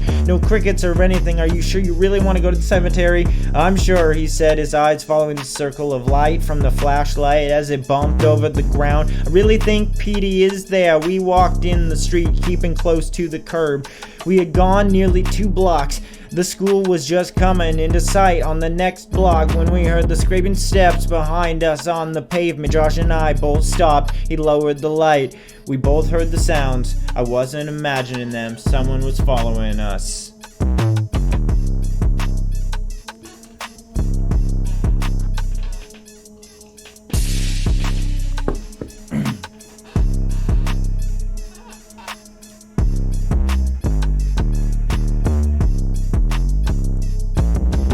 Josh was so startled the flashlight tumbled from his hand and clattered onto the street. The light flickered but didn't go out. By the time Josh had managed to pick it up, our pursuer had caught up to us, spun around to face him. My heart was pounding in my chest. Ray, what are you doing here? Josh aimed the light at Ray's face, but Ray shot his arms up to shield his face and ducked back into the darkness. What are you two doing here? He cried, sounding almost as startled as I did. You scared us, Josh said angrily, aiming the flashlight back down at our feet. Sorry, Ray said. I would have called out, but I wasn't sure it was you. Josh has this crazy idea about where Petey might be. I told him, still struggling to catch my breath. That's why we're out here. What about you, Josh asked Ray. Well, sometimes I have trouble sleeping, Ray said softly.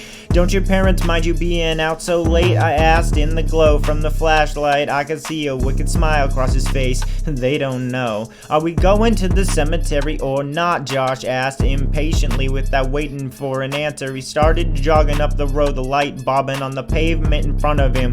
I turned and followed, wanting to stay close to the light. Where are you going? Ray called, hurrying to catch up. The cemetery, I called back. No, Ray said, you're not. His voice was so low, so threatening that I stopped. What? You're not going there, Ray repeated. I couldn't see his face. It was hidden in darkness, but his words sounded menacing. Hurry, Josh called back to us. He hadn't slowed down. He didn't seem to notice the threat. Stop, Josh, Ray called. It sounded more like an order than a request. You can't go there. Why not? I demanded, suddenly afraid. Was Ray threatening Josh and me? Did he know something we didn't, or was I making a big deal out of nothing once again? I stared into the darkness, trying to see his face. You'd be nuts to go there at night, he declared. I began to think I had misjudged him. He was afraid to go there. That's why he was trying to stop us. Are you coming or not? Josh demanded, getting farther and farther ahead of us. us. I don't think we should, Ray warned. Yes, he's afraid, I decided. I only imagined that he was threatening us. You don't have to, but we do, Josh insisted, picking up his speed. No, really, Ray said. This is a bad idea, but now he and I were running side by side to catch up with Josh. Petey's there, Josh said. I know that he is. He passed the dark silent school. It seemed much bigger at night. Josh's light flashed through the low tree branches as we turned the corner onto Cemetery Drive. Wait, please, Ray pleaded, but Josh didn't slow down. Neither did I. I was eager to get there and get it over with. I wiped my forehead and my sleeve. The air was hot and still. I wish I hadn't worn long sleeves. I felt my hair. It was dripping wet. The clouds still covered the moon as we reached the cemetery. We stepped through a gate in the low wall. In the darkness, I could see the crooked rows of gravestones. Josh's light traveled from stone to stone, jumping up and down as he walked. Petey, he called, suddenly interrupting the silence. He's disturbing the sleep of the dead, I thought, feeling a sudden chill of fear. Don't be silly, man. To Petey, I called too, forcing away my morbid thoughts. This is a very bad idea, Ray said, standing very close to me. Petey! Petey! Josh called. I know it's a bad idea, I admitted to Ray. But I didn't want Josh to come here by himself. But we shouldn't be here, Ray insisted. I was beginning to wish he'd go away. No one had forced him to come. Why was he giving us such a hard time? Hey, look at this, Josh called from several yards up ahead, my sneakers crunching over the soft ground. I hurried between the rows of graves. I hadn't realized that we had already walked the entire length of the graveyard. Look, Josh said again, his flashlight playing over a strange structure built at the edge of the cemetery. It took me a little while to figure out what it was in the small circle of light. It was so unexpected. It was like some kind of theater, an amphitheater, I guess that you'd call it. Circular rows of bench seats dug into the ground, descending like stairs to a low stage-like platform at the bottom. What on earth? I explained. I started forward to get a closer look. Amanda, wait. Let's go home, Ray called. He grabbed my arm, but I hurried away, and he grabbed only air. Weird. Who would build an outdoor theater at the edge of a cemetery, I asked. I looked back to see if Josh and Ray were following me, and my sneaker caught against something. I stumbled to the ground, hitting my knee hard. Oh, what was that? Josh shone the light on it as I climbed slowly, painfully. To my feet, I tripped over an enormous upraised tree root. In the flickering light, I followed the gnarled root over to a wide old tree several yards away. The huge tree was bent over the strange below-ground theater, leaning at such a low angle that it looked likely to topple over at any second. Big clumps of roots were raised up from the ground overhead. The tree's branches, heavy leaves, seemed to lean to the ground. Timber, Josh yelled. How weird, I exclaimed. Hey, Ray, what is this place? It's a meeting place, Ray said quietly, standing close beside me, staring straight ahead at the leaning tree. They use it sort of like a town hall. They have town meetings in here. In the cemetery, I cried, finding it hard to believe. Let's go, Ray urged, looking very nervous. All three of us heard the footsteps. They were behind us, somewhere in the rows of graves. We turned around. Josh's light swept over the ground. Petey, there he was, standing between the nearest row of low stone grave markers. I turned happily to Josh. I don't believe it, I cried. You were right, Petey. Josh and I both started running towards our dog, but Petey arched back on his hind legs as if he were getting ready to run away. He stared at us, his eyes red as jewels in the light of the flashlight. Petey, we found you, I cried. The dog lowered his head and started to trot away. Petey, hey, come back. Don't you recognize us? With a burst of speed, Josh caught up with him and grabbed him up off the ground. Hey, Petey, what's the matter, fella? As I hurried over, Josh dropped Petey back to the ground and stepped back. Oh, he stinks. What? I cried. Petey, he stinks. He smells like a dead rat. Josh held his nose. Petey started to walk slowly away. Josh, he isn't glad to see us, I wailed. He doesn't even seem to recognize us. Look at him. It was true.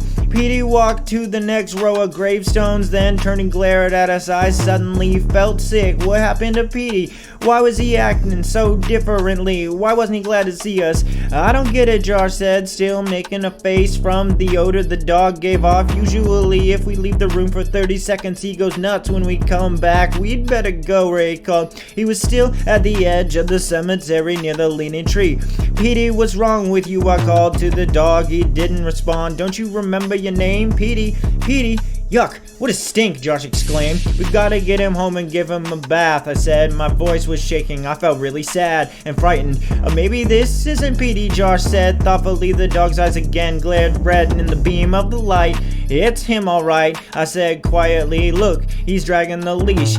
Go get him, Josh, and let's go home. You go get him, Josh cried. He smells too bad. Josh grabbed the leash. You don't have to pick him up, I said. No, you. Josh was being stubborn again. I could see that I had no choice. Okay, I said, I'll get him, but I'll need the light. I grabbed the flashlight from Josh's hand and started to run toward Petey. Sit, Petey, sit, I ordered. It was the only command Petey ever obeyed, but he didn't obey it this time. Instead, he turned and trotted away, holding his head down low. Petey, stop, Petey, come on, I yelled, exasperated. Don't make me chase you. Don't let him get away, Josh yelled, running up behind me. I moved the flashlight from side to side along the ground. Where is he? Petey, Petey, Josh called, sounding shrill and desperate. I couldn't see him. Oh no, don't tell me we lost him again, I said. We both started to call him. What's wrong with that mutt? I cried.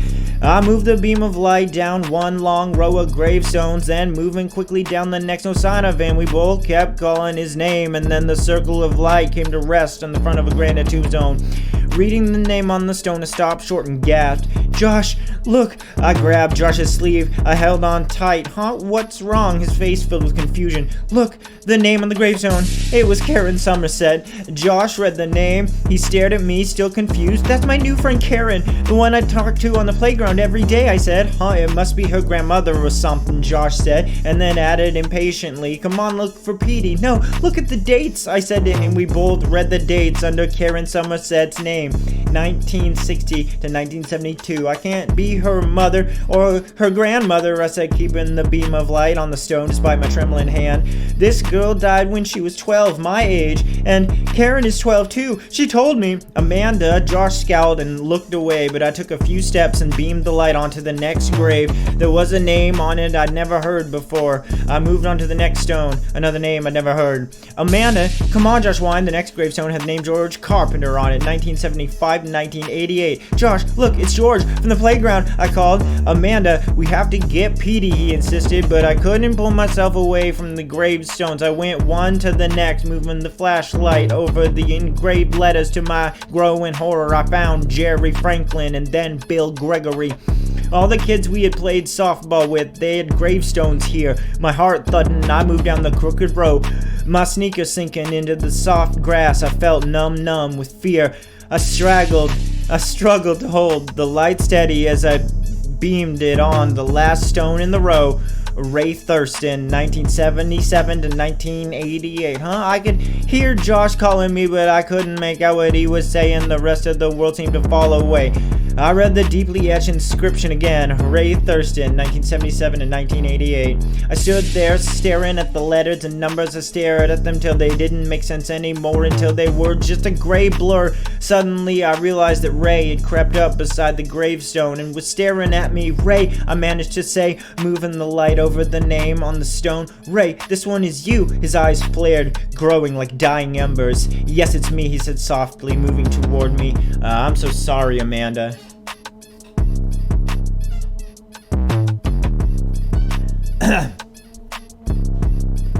Chapter 13. I took a step back, my sneakers sinking into the soft ground. The air was heavy and still. No one made a sound, nothing moved, dead. I'm surrounded by death, I thought, then frozen to the spot, unable to breathe. The darkness swirling around me, the gravestones in and in the black shadows. I thought, what is he gonna do to me? Ray, I managed to call out. My voice sounded faint and far away. Ray, are you really dead? I'm sorry, you weren't supposed to find out yet, he said, his voice floating low and heavy on the stifling night air. But how? I mean, I don't understand. I looked past him to the darting white light of the flashlight. Josh was several rows away, almost to the street, still searching for Petey. Petey, I whispered, dread choking my throat, my stomach tightening in horror. Dogs always know, Ray said in a low, flat tone. Dogs always recognize a living dead. That's why they have to go first. They always know. You mean Petey's dead? I choked out the words. Ray nodded. They killed the dogs first. No, I screamed and took another step back, nearly losing my balance as I bumped into a low marble gravestone. I jumped away from it. You weren't supposed to see this, Ray said, his narrow face expressionless, except for his dark eyes, which revealed real sadness. You weren't supposed to know, not for another few weeks anyway. I'm the watcher. I was supposed to watch to make sure you didn't see until it was time. He took a step toward me, his eyes lighting up red, burning into mine. Were you watching me from the windows? I cried. Was that you in my room? Again he nodded. Yes, I used to live in your house, he said, taking another step closer, forcing me back against a cold marble stone. I'm the watcher. I forced myself to look away, to stop staring into his glowing eyes. I wanted to scream to Josh to run and get help, but he was too far away and I was frozen there, frozen with fear. We need fresh blood, Ray said. What? I cried. What are you saying? The town, it can't survive without fresh blood. None of us can. You'll understand soon, Amanda. You'll understand why we had to invite you to the house. To the dead house. In the darting, zigzagging beam of light, I could see Josh moving closer, heading our way. Run, Josh, I thought. Run away. Fast. Get someone. Get anyone. I could think the words. Why couldn't I scream them? Ray's eyes glowed brighter. He was standing right in front of me now, his features set, hard and cold. Ray? Even through my jeans, the marble gravestone felt cold against the back of my legs. I messed up, he whispered. I was the watcher, but I messed up. Ray, what are you going to do? His red eyes flickered. I'm really sorry. He started to raise himself off the ground to float over me. I could feel myself start to choke. I couldn't breathe. I couldn't move. I opened my mouth to call out to Josh, but no sound came out. Josh, where was he? I looked down the rows of gravestones, but couldn't see his light. A ray floated up a little higher. He hovered over me, choking me somehow, blinding me, suffocating me. I'm dead, I thought, dead. Now I'm dead too. And then suddenly light broke through the darkness. The light shone in Ray's face, the bright white halogen light. What's going on? Josh asked in a high-pitched, nervous voice. Amanda, what's happening? Ray cried out and dropped back to the ground. Turn that off, turn it off, he screeched, his voice a shrill whisper like wind through a broken window pane. But Josh held the bright beam of light on Ray. What's going on? What are you doing? I could breathe again as I stared into the light. I struggled to stop my heart from pounding so hard. Ray moved his arms to shield himself from the light, but I could see what was happening to him. The light had already done its damage. Ray's skin seemed to be melting. His whole face sagged, then fell, dropping off his skull.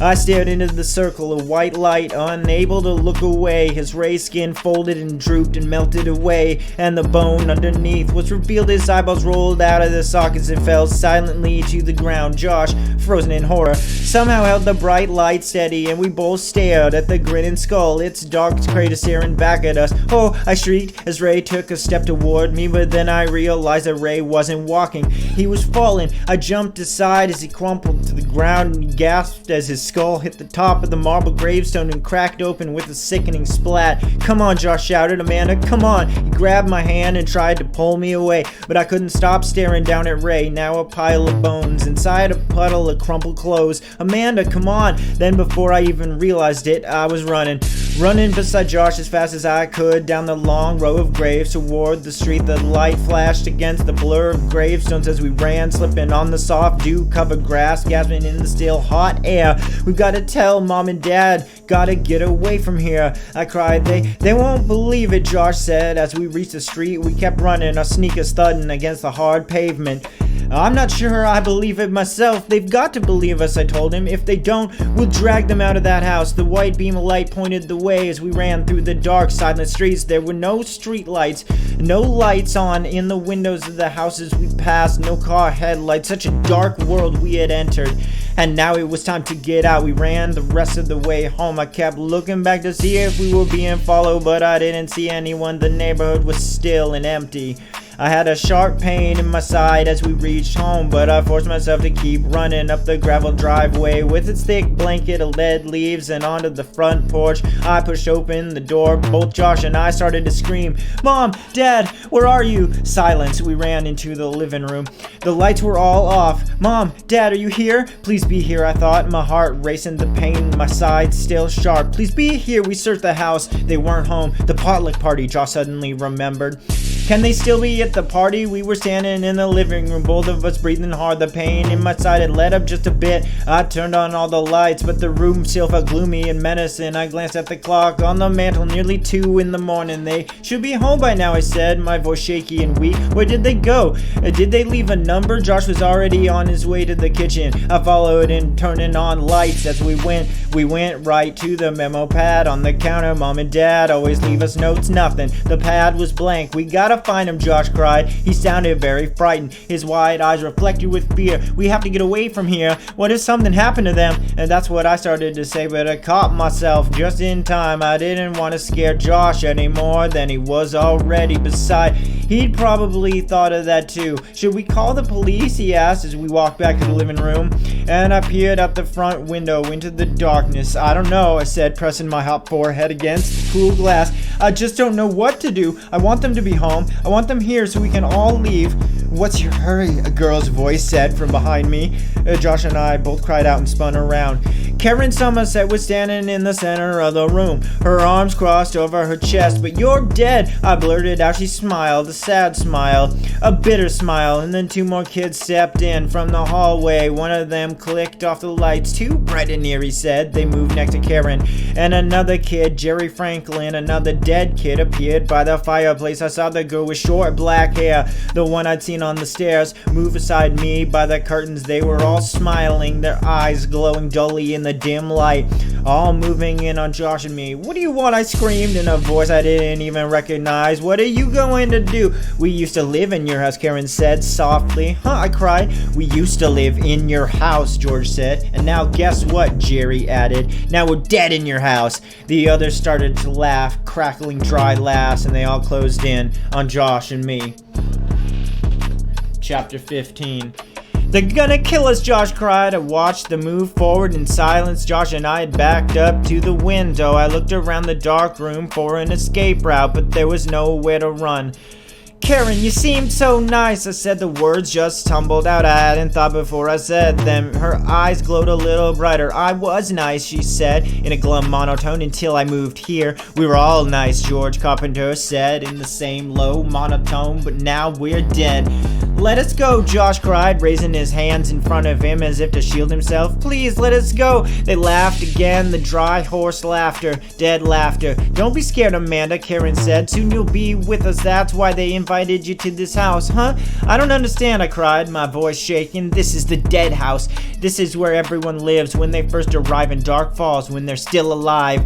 This seemed to strike the others as funny. They all snickered and laughed. But our great uncle, Josh startled. Karen shook her head, her eyes glowing with amusement. No, sorry, Josh, no great uncle. It was just a trick to bring you here. Once every year, someone new has to move here. Other years, it was us. We lived in this house until we died. This year, it's your turn. We need new blood. Jerry Franklin said, his eyes glowing red in the dim light. Once a year, we need new blood. Moving forward in silence, they hovered over Josh and me. I took a deep breath, at least a last breath perhaps, and shut my eyes. And then I heard a knock on the door, a loud knock several times. I opened my eyes. The ghostly kids all vanished. The air smelled sour.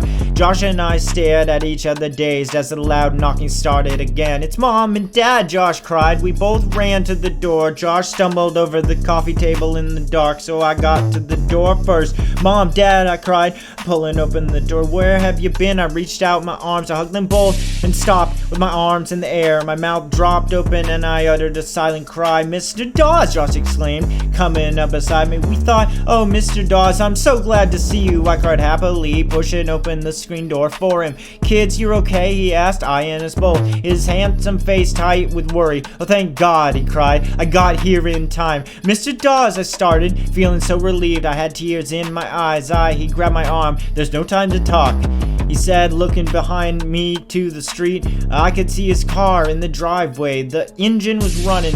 Only the parking lights were on. I've gotta get you kids out of here while there's still time. Josh and I started to follow him and then hesitated.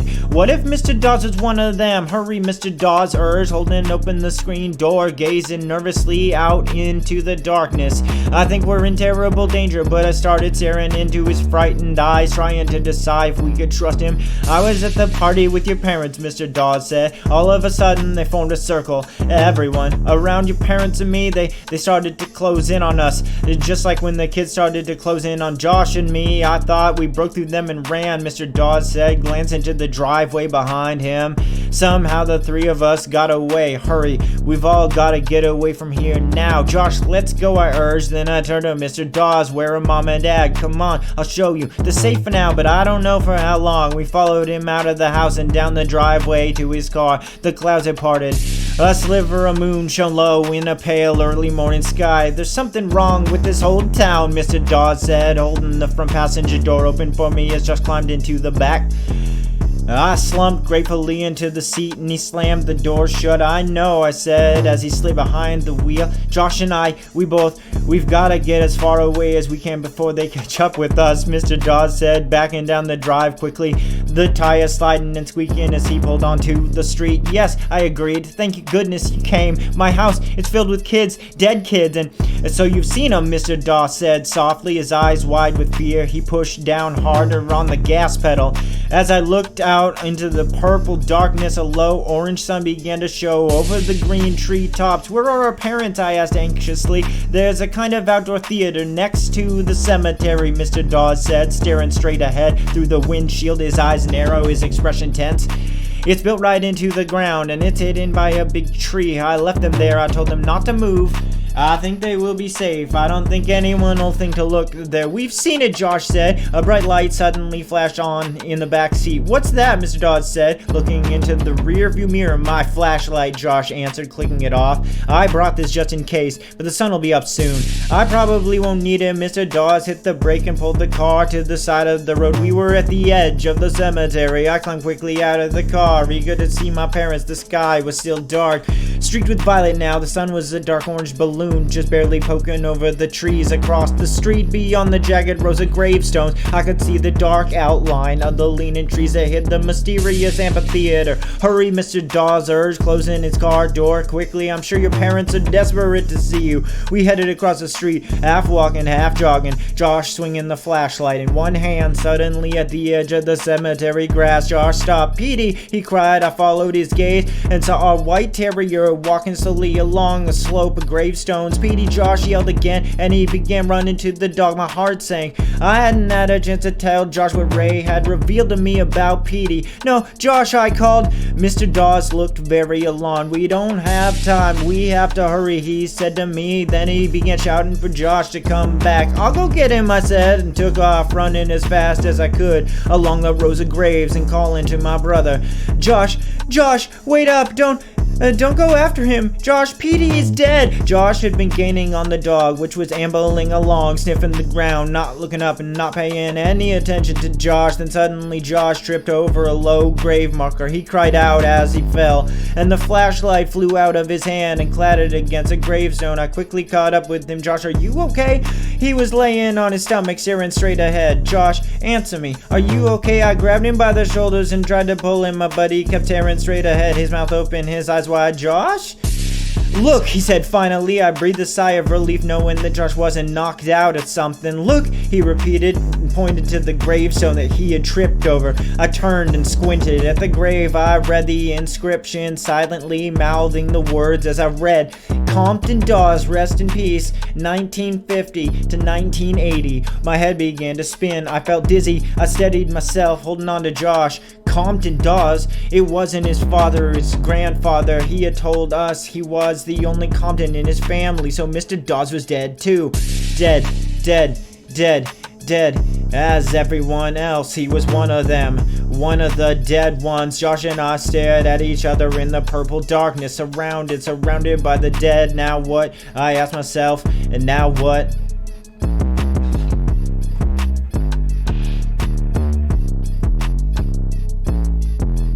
Get up, Josh, I said, my voice a choked whisper.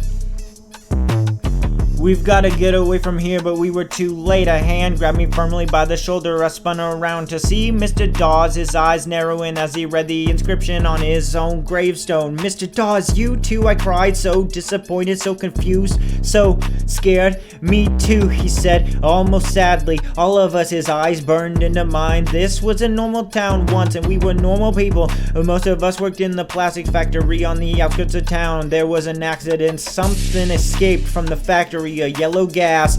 It floated over the town so fast we didn't see it, didn't realize, and then it was too late. And Dark Falls wasn't a normal town anymore. We were all dead, Amanda, dead and buried, but we couldn't rest, we couldn't sleep. Dark Falls was a town of the living dead. What are you gonna do to us? I managed to ask. My knees were trembling so hard I could barely stand. A dead man was squeezing my shoulder. A dead man was staring hard into my eyes. Standing this close, I could smell his sour breath. I turned my head, but the smell already choked my nostrils. Where are Mom and Dad? Josh asked, climbing to his feet and standing rigidly across from us, glaring accusingly at Mr. Dawes. Safe and sound, Mr. Dawes said with a faint smile.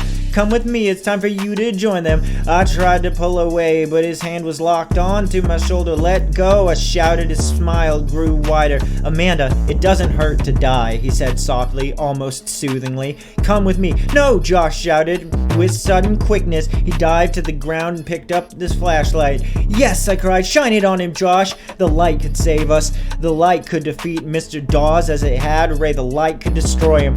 Quick, shine it on him, I pleaded. Josh fumbled with the flashlight, then pointed it towards Mr. Dawes' startled face and clicked it on.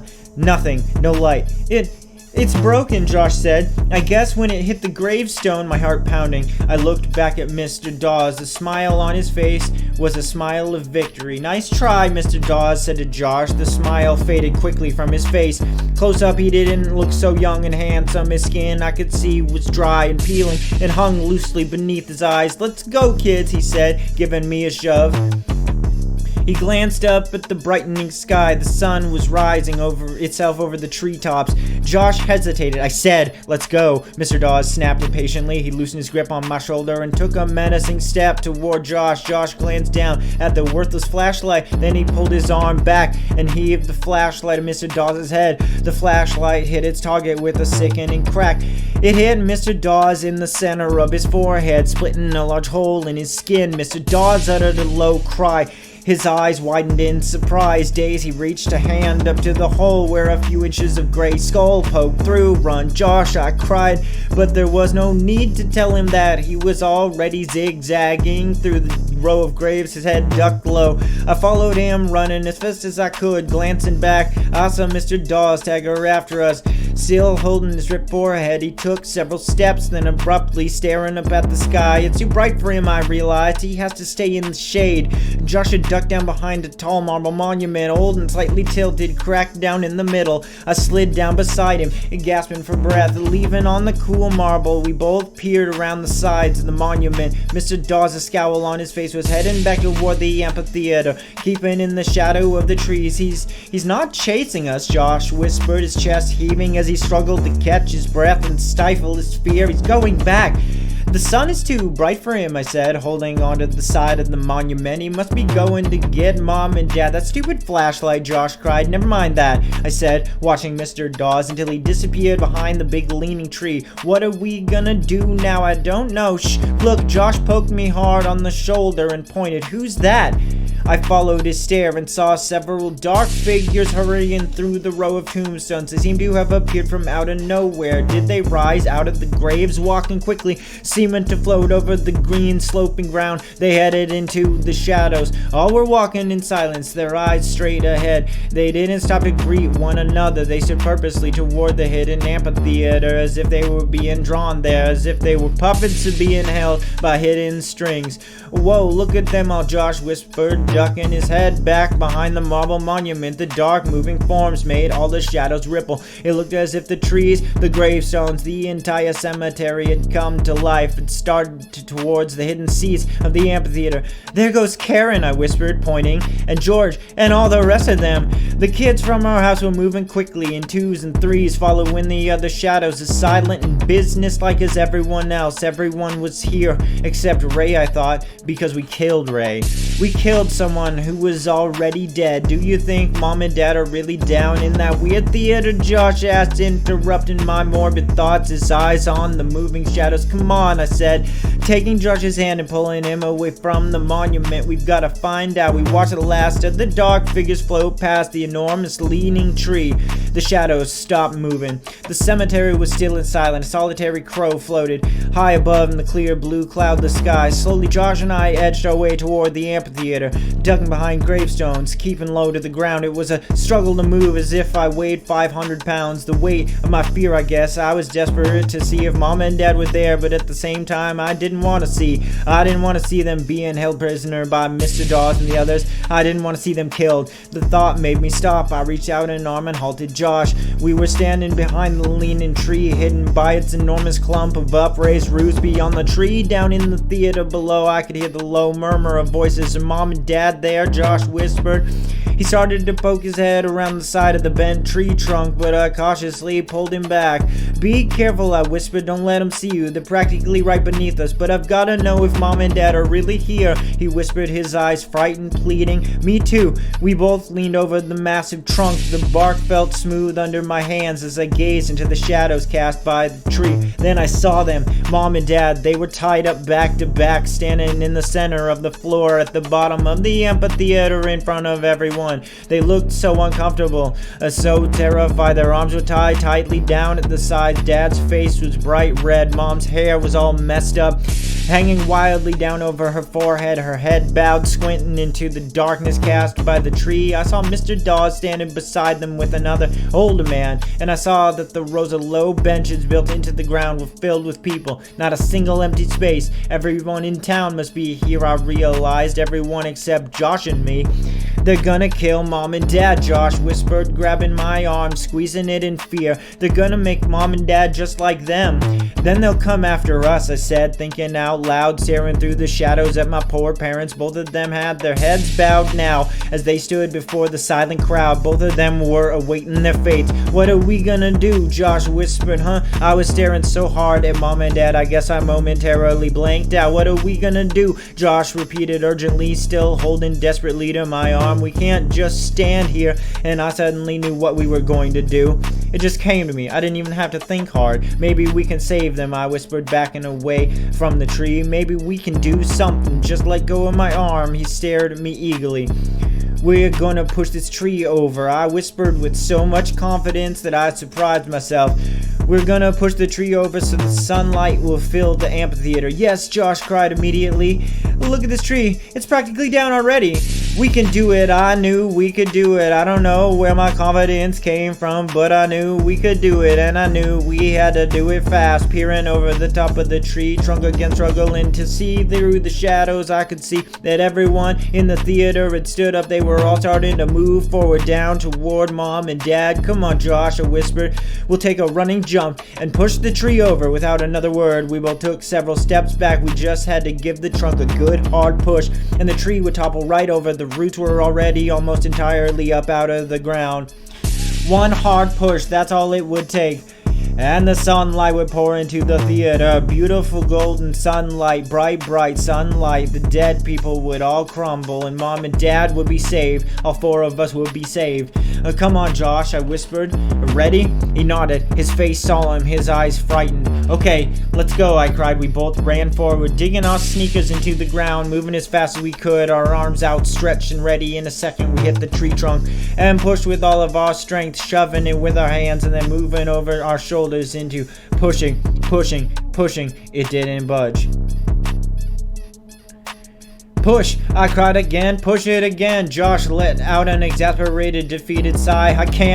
Amanda, I can't move it, Josh. I glared at him. He backed up to try again. Below, I could hear startled voices, angry voices. Quick, I yelled. Push! We hurtled into the tree trunk with our shoulders. Both of us grunting from the effort. A muscle straining, our faces bright red. Push, keep pushing. The veins in my temples felt about to pop. Was the tree moving? No, it gave a little, but it bounced right back.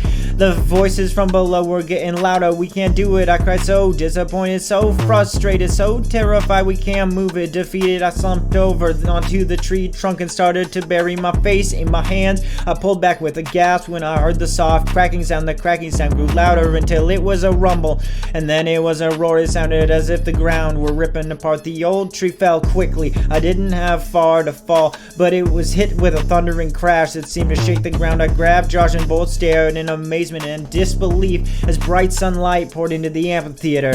The cries went up instantly, horrified cries, angry cries, frantic cries. The cries became howls, howls of pain, howls of agony. The people in the amphitheater, the living dead God in the golden light began scrambling over one another, screeching, pulling, climbing, pushing, trying to claw their way to shade, but it was too late. The skin began to drop off the bones, and as I stared, open mouth, they crumbled to powder and dissolved to the ground, their clothes disintegrating along with them. The painful cries continued to ring out as the bodies fell apart. The skin melted away, the dry bones collapsed.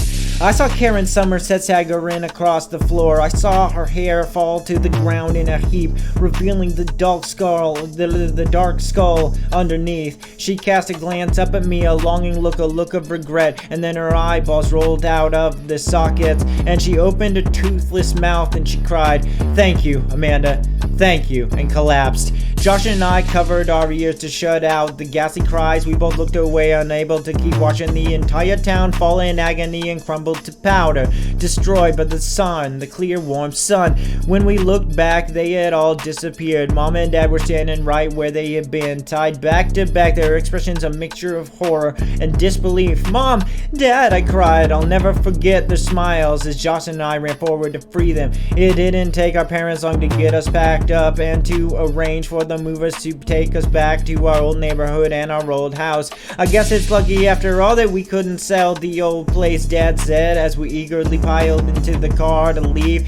Dad backed down the driveway and started to roll away. "Stop!" I cried suddenly. I'm not sure why, but I had a sudden powerful urge to take one last look at the old house. As both of my parents called out to me in confusion, I pushed open the door and jogged back to the driveway. Standing in the middle of the yard, I stood up at the house, silent, empty, still, covered in thick layers of blue-gray shadows. I found myself gazing up at the old house as if I were hypnotized.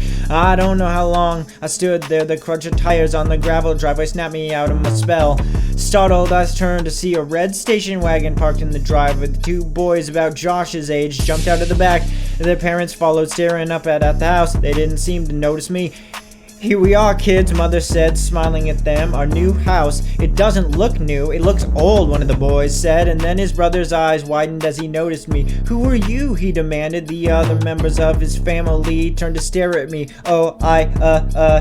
His question caught me by surprise. I could hear my dad honking his horn impatiently down the street. I used to live in your house," I found myself answering, and then I turned and ran full speed down the street.